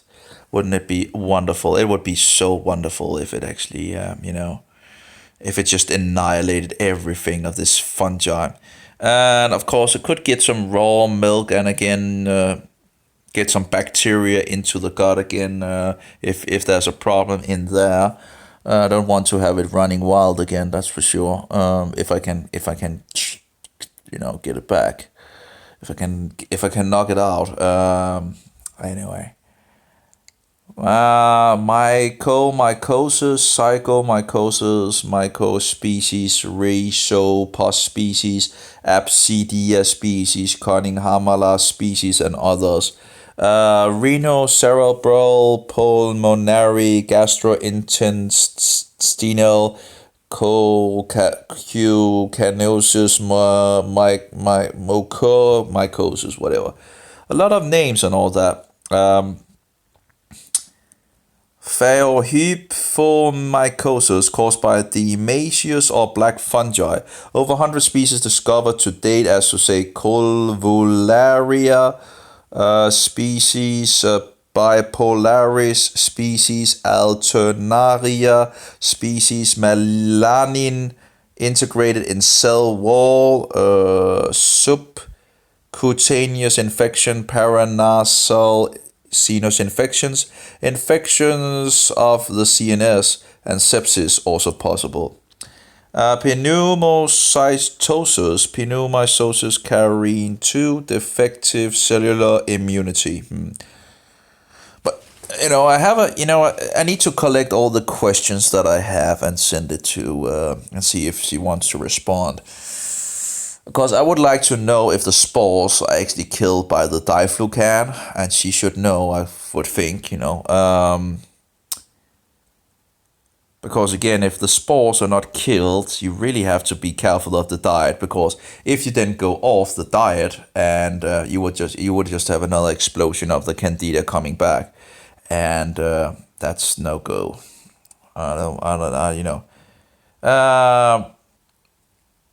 Yeah, I guess the rest of my life would probably be keeping to a diet that is, if I can just find the diet that works, that would be great.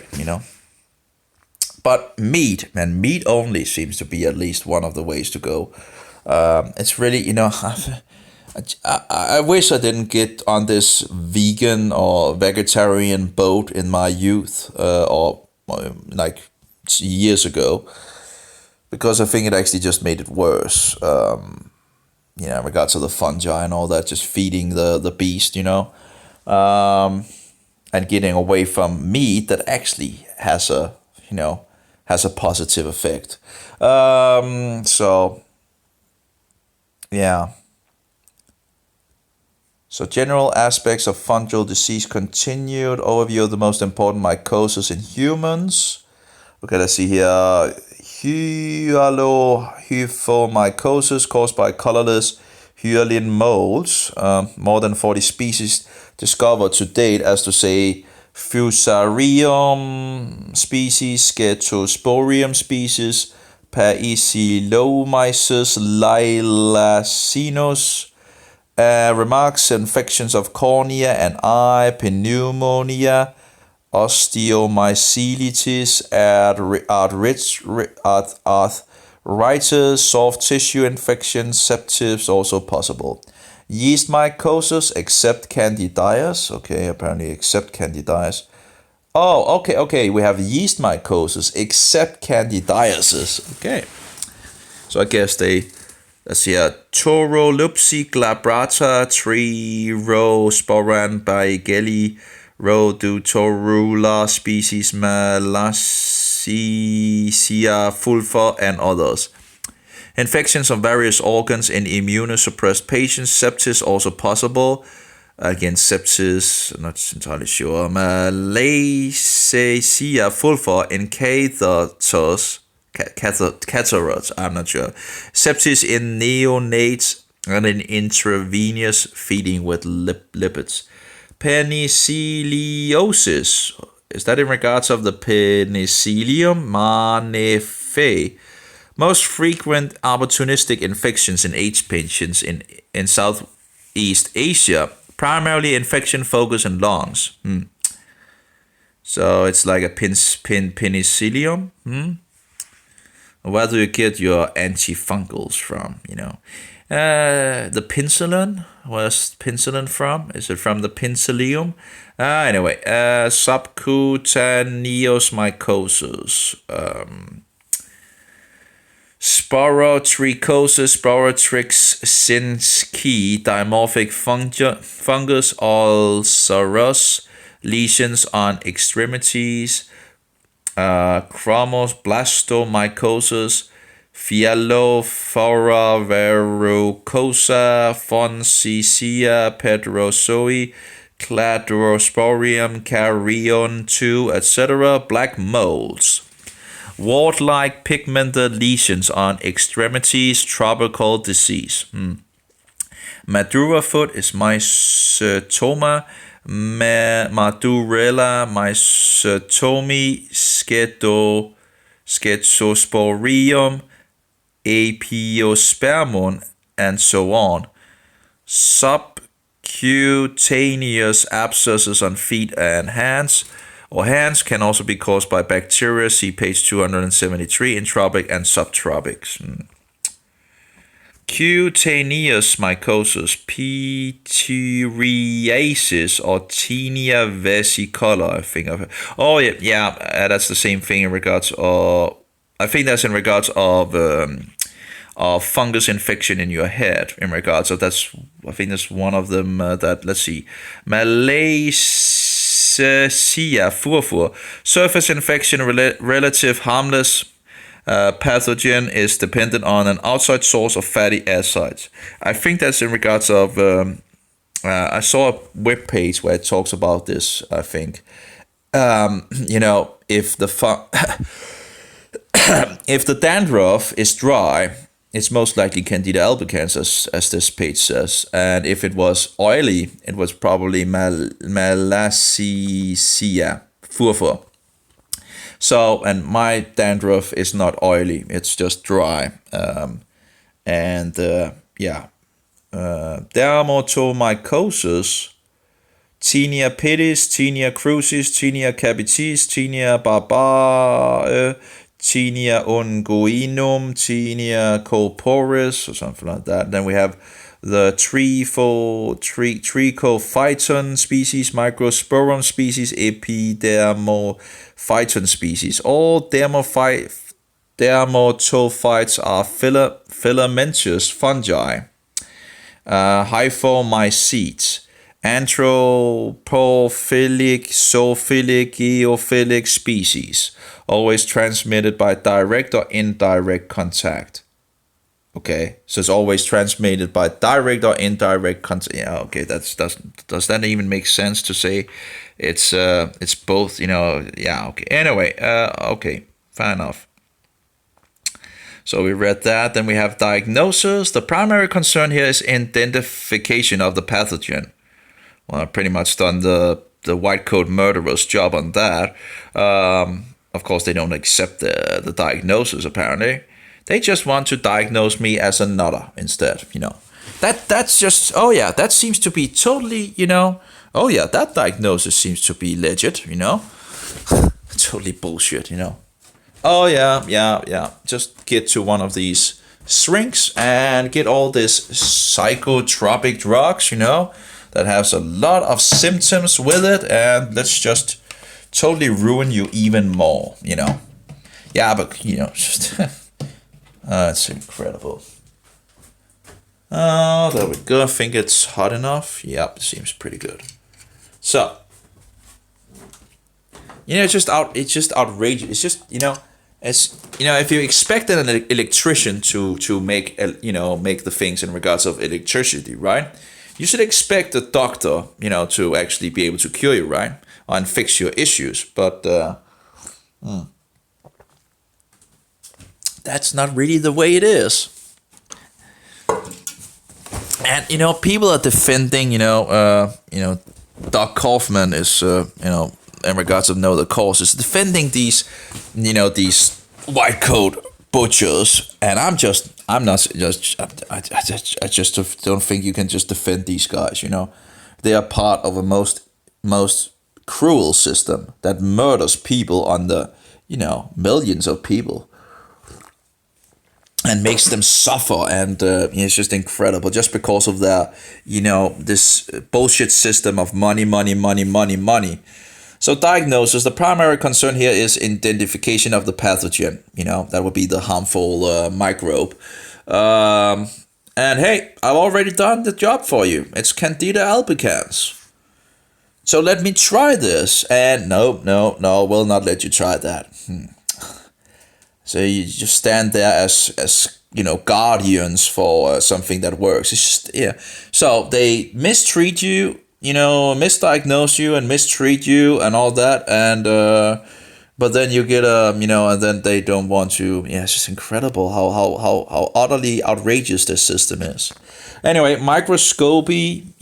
If you want to live, stay. Be careful of the doctors. Because they will misdiagnose you and cut you up and kill you. Anyway, and give you stupid, a lot of, anyway, a lot of stupid things. Anyway, microscopy, native preparation, briefly heat material on the cover slip with 10% KOH, stain preparation, stained with methylene blue, and sadly I threw that out. If I'd known I could actually use it in, for microscope and all that, I would probably have, not thrown it out. Lactophenol blue, but actually I tried eating this. It's said to be killing off candida. I don't think that might not be that might be bullshit. So I wouldn't advise anyone to do it, because if the candida was actually if it actually would be killed by this, then you would see them in the microscope being killed off if you used it, right? And yeah, so I don't know where I got that, but I've tried so many weird things, yeah. So lactophenol blue, periodic acids, shift pass, ink, and etc. and so on. And so on. So, but interesting, they take the briefly heat the material on the cover slip with 10% of, I guess to, so they can see the fungi and have the other things. I read about that in another place as well. So they only have the substance of the fungi, which apparently doesn't get killed on this. Culturing, this is possible on universal and selective mediums. Sabur or dextrose agar, and can contain selective agents, as to say chloramphenicol and cycloheximide. This medium has an acid pH of 5.6. The main identifying structures are morphological, in particular the asexual, and if present, sexual reproductive structures. Biochemical tests are used mainly to identify yeast, and are generally not as important in mycology as they are in bacteriology. So biochemical tests are used to mainly identify yeast, and are generally not as important in mycology as they are in bacteriology. Well, anyway, I can see them in my eyes, right? So, you don't really need to... it's pretty clear that these guys are swimming around in my eyes, so could we just try the diflucan, and maybe some Spornox, to see if it actually works, and actually show that I'm not the nutcase here, I don't know if actually Spornox works in the eyes. I have to see some more information in regards of that. That would be, if the diflucan doesn't work, if the candida is resistant to it, it'd be nice to just try out the Spornox for a short time, just to see, the candida might be resistant to one and not the other. So that's problem with all this resistance things. So yeah. Antigen detection by finding a specific antigens in the... I don't know if you would take oregano oil on a daily basis, but I guess you would need to take a good amount in pills or something like that, because it's pretty strong, but it didn't seem to have any problem when it came down in my my stomach. So, well, you do feel the organo coming up, in some sense. You do feel that when it has breaking, I remember. But it was not totally, it was okay. But taking it, without a, yeah. Anyway, so by finding a specific antigens in the diagnostic material by direct means using known antibodies, possible in some fungal infections, as to say cryptococcosis. Did we actually read the serology? I think we skipped that. Serology, by the identification of antibodies to special fungal antigens in patient serum, the interpretation of serological findings is quite difficult in fungal infections. To special fungal antigens in the patient's serum, that's just the blood, I guess. The interpretation of serological findings is quite difficult in fungal infections. Okay. Would be interesting to have a microscope to look into the blood and see if one could find anything. Anyway, to see what is actually in the blood, if there's any, if one could find any of these spores around in the blood, I don't know.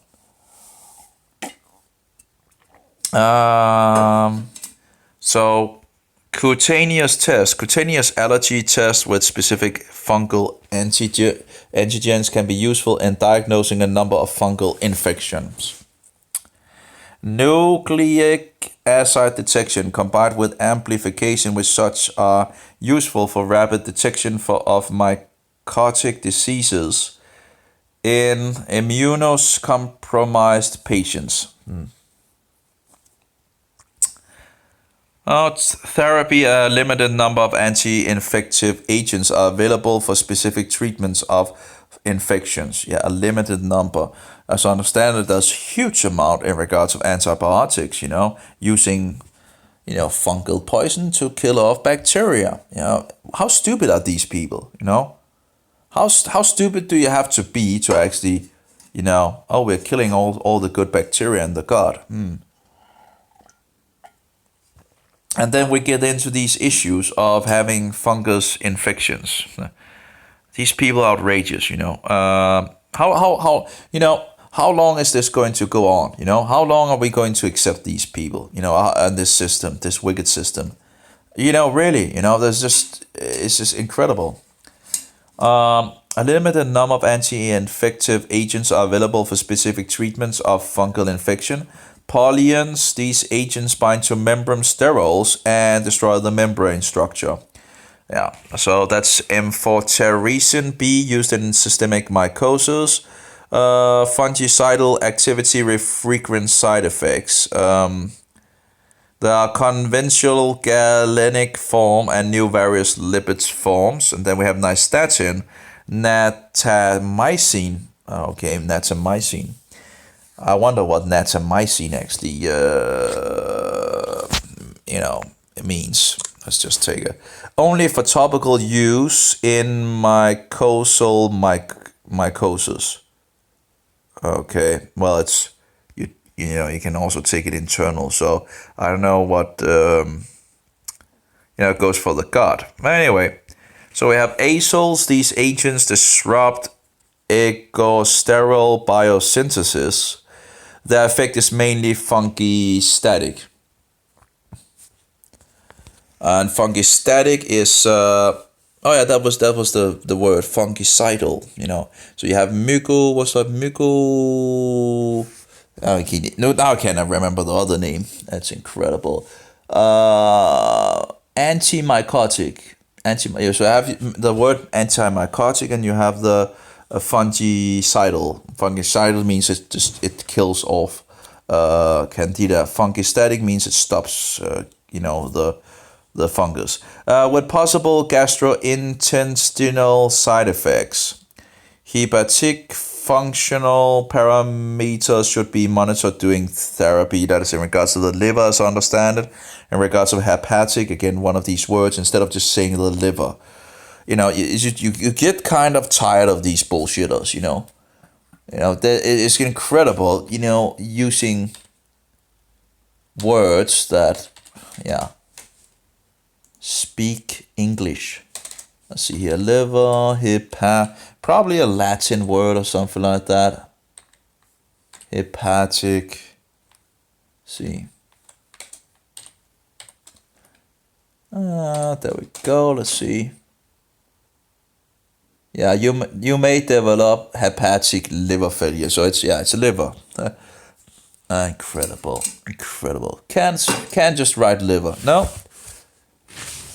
Oh, where did my pencil go? Oh, where did I put the pencil for the mobile?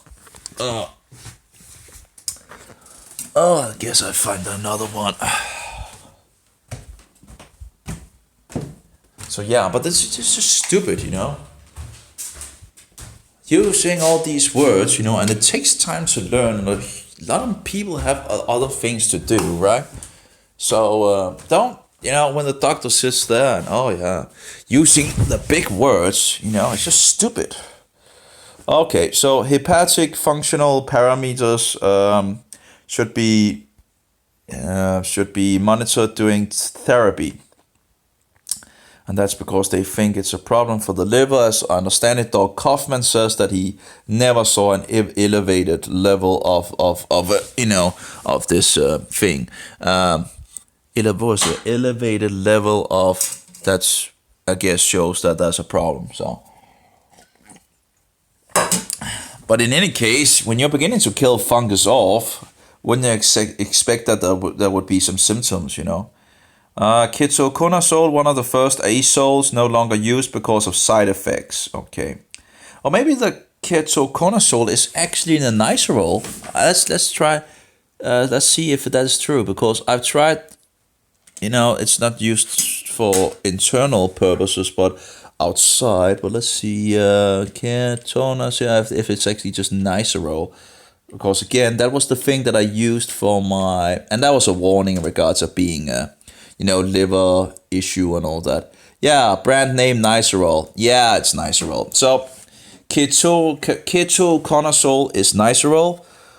I thought that actually there was some that actually used it, but I thought Doc talked about actually also Nicerol, even if. But anyway, okay. But at least you can buy it for your head, which actually worked. Isn't it interesting that antifungal remedy, that also goes against Candida albicans, actually worked, for a time for me on my head? That the dandruff that I had on my head stopped when I used it, and then sadly stopped working, But that's interesting, isn't it? Maybe that's one of these, one of these, what is it called? Nails in the coffin that actually shows what it actually is, but no, I'm the crazy guy as usual, I know I'm the nutcase, I'm the nutcase, apparently need to have all these psychotropic drugs, yet ketoconazole actually worked in regards to my dandruff for a time. Yeah, but of course the candida can become resistant to these different things, and thereby, I think it became resistant to it. So it was not, what do you call it, things. And then I, of course, got it again, Yeah. So what could the reason be? Well, maybe because I have Candida albicans everywhere in my body, pretty much, So, roaming around and enjoying the trip, apparently, and, making my life a miserable. Anyway. So we have fluconazole, and that's diflucan. That's the thing I want to try. And itraconazole would also be one of the things that I maybe would like to try. But fluconazole is the primary. And if the fluconazole works, I do want, I know it's not, even if it works, I have to still keep my diet clean and all that. I really, but it would be very interesting to see if it actually works, because if it works, maybe it was because it's a fungus issue, as I already have, So anyway, fluconazole oral or intravenous applications for the treatment of surface and systemic mycosis and cryptococcal meningitis in AIDS patients. And fluconazole apparently also works in the eye. So again, if you have fungus in the eyes, and if it's Candida albicans, I should actually be able to see. And I've heard other testimonies that says that using diflucan actually began to clean up the floaters in the eyes. Oh, so let's see. These people are taking diflucan or fluconazole, and their floaters are dying off or being removed. What could it possibly be? These floaters, Could it have anything to do with fungi, maybe? Now, I don't believe that every kind of floater is actually fungi, but, there seems to be different variations of floaters. But when it looks like Candida albicans running around in your eye, maybe it's because it is Candida albicans. So, and because of interest, I looked into the 3 other Candida species because actually, and it doesn't actually seem like there's. I would have thought there was much less difference, so you can actually see that it's not the others as far as I could see on the images that I could find anyway. It was pretty clear that this is not what I'm seeing in my eyes. What I'm seeing in my eyes are, Candida albicans. Or it has to be there's one other species of Candida albicans that actually looks like Candida albicans, but it's not as aggressive. So the chance for it being that wouldn't be that high, So, and of course, when we know that Candida albicans is the most, is the greatest, is the number one on the list and all that. Then why wouldn't it actually be that? So anyway, so we have fluconazole, we have itraconazole. There are some really beastly side effects to itraconazole that I read. I don't know how much one needs to, because usually they use these drugs when people are in really, really bad shape, as far as it seems, So, and if you're killing off fungi and all that, you might get into, some really bad issues with it. In any case, I don't know, but I must say some of the symptoms seems really scary in some sense. So, yeah, really scary actually. But anyway. So oral and intravenous applications used in systemic and cutaneous mycosis, and also for the treatment of aspergillosis or aspergillosis. But the thing is, which one is, this fungi, the question is how long, I can't let it live in my body either, because it's just totally destroying my life, So yeah, let's see here. Voriconazole, oral and intravenous application. Good activity against Candida and Aspergillus. No activity against mucorales. Okay. So anyway, diflucan and nystatin. Really would like to try that. And again, if it works, or at least, if I get better, it would show that, what the problem is. So, I guess I already know it, because all these things, sugar makes it worse, different foods, which we know is said to actually feed fungus, actually makes it worse. I know that meat actually makes it better, it's a part, not curing it, but at least it's, if I'm only eating meat and no sugar, it's a positive effect I get out of that. Maybe it's because there's no sugar in the meat, Anyway, and maybe there's something in the meat that actually helps. So anyway, and of course we are ruining our food sources as well in regards of meat, right? Because we're feeding the animals with a lot of crap, unnatural crap. So let's see, anti-metabolites, 5-fluor. It's like it's attacking the natural and going unnatural, and then the people get sick, and then they throw them more of their bullshit and kill them off. It's incredible how this system works. It's just, yeah, it's insane. It's a nutcase system. It's a nutcase world, pretty much. Antimetabolites 5-fluorocytosine interferes with DNA synthesis base analog given by oral application in candidiasis, aspergillosis, and cryptococcuses. It is necessary to monitor. Actually, I've heard in regards of the antifungals, when you take it, you might actually have been, it might actually react on it. It would be interesting to see, It is necessary to monitor the course of therapy for the development of resistance. The toxicity of amphotericin B is reduced in combination with 5-fluorocytosine. And I would guess as well, I'm not totally dead, so still pretty, but it is going downhill. But so my immune system might be able to help along, if I begin to knock it down. I don't know. Again, I have to try it out to see if it works, right?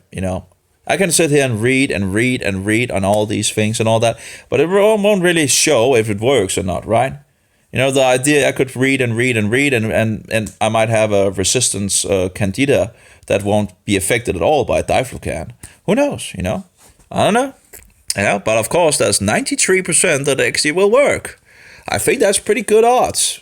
I don't know in regards of odds, that might be a bad word, but I think that's a pretty good chance, That's a pretty good chance that actually will work. And then I know that the candida can become resistant to it, so it needs to, have a, huge hit. It needs to be done rightly and not just, just have a little and just, so it actually becomes resistant to it. And, that would just throwing away a silver bullet. Lamens terpene fine by oral and topical application to treat dermatomycosis, inhibition of ergosterol biosynthesis. Irinocandins caspofungin has been approved as a salvage therapy in refractory aspergillosis. It is useful also in oropharyngeal and esophageal candidiasis. Inhibition of the biosynthesis of glucan of the cell wall. Okay, griseofulvin. I've heard dog talk about that, Dog Kaufman. This is an older antibiotic used in treatment of dermatomycosis by oral application. Therapy must often be continued for months. An older antibiotic. Oh, okay. It's not a Michael. What was it called? Michael. Michael. Can you remember again?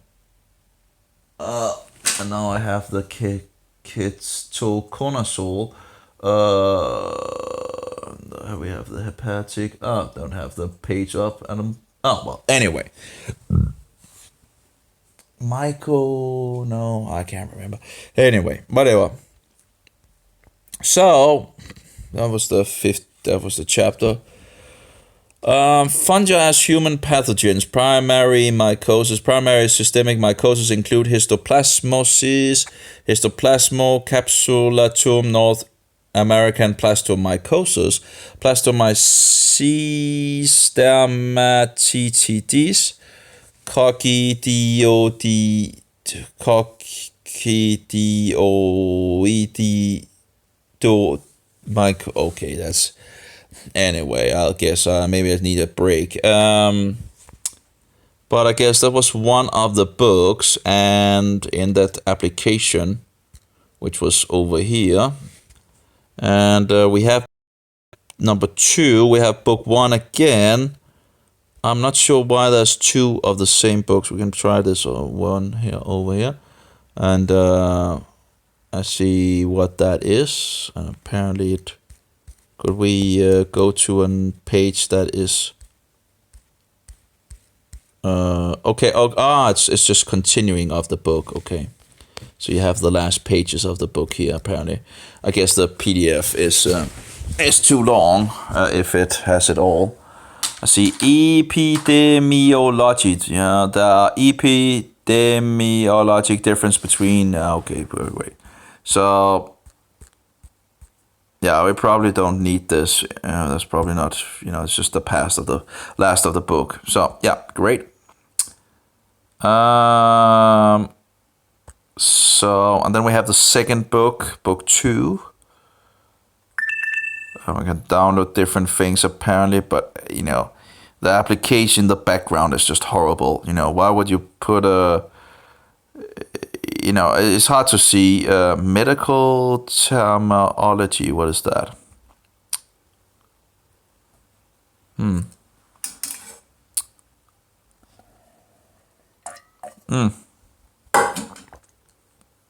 Terminology for medical students. Well, that would be in some sense me, I guess.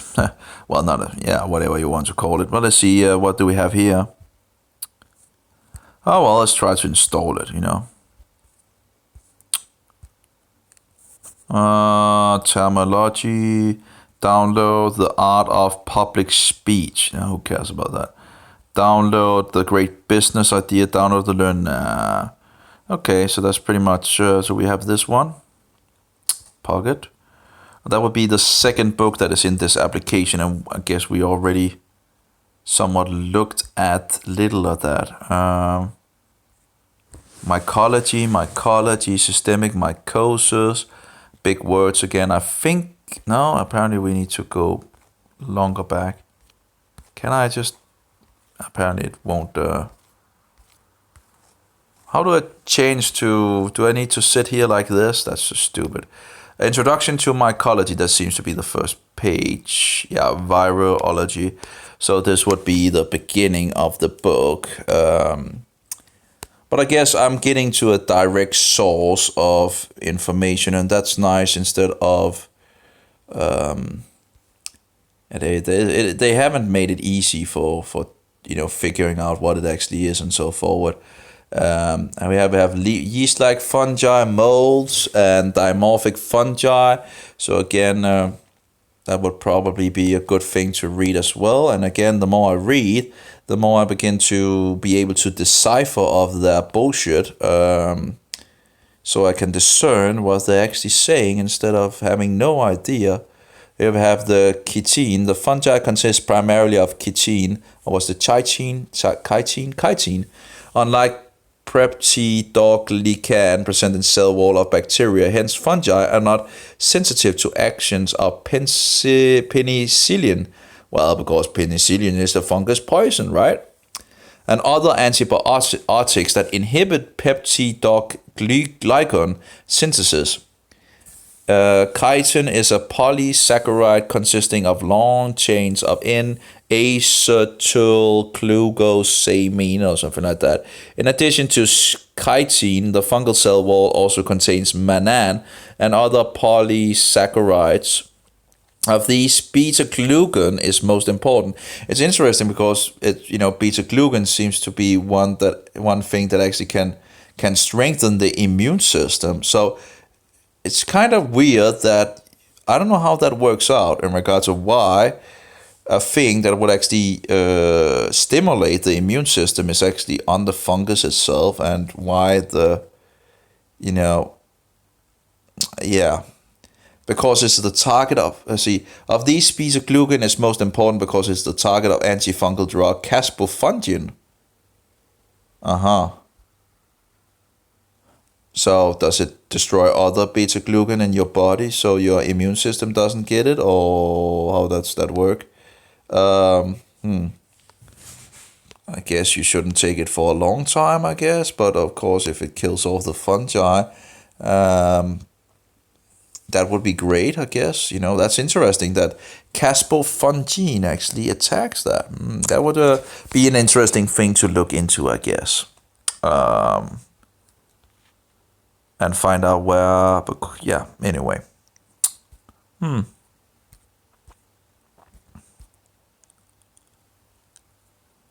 We have pathogenesis of fungal infection.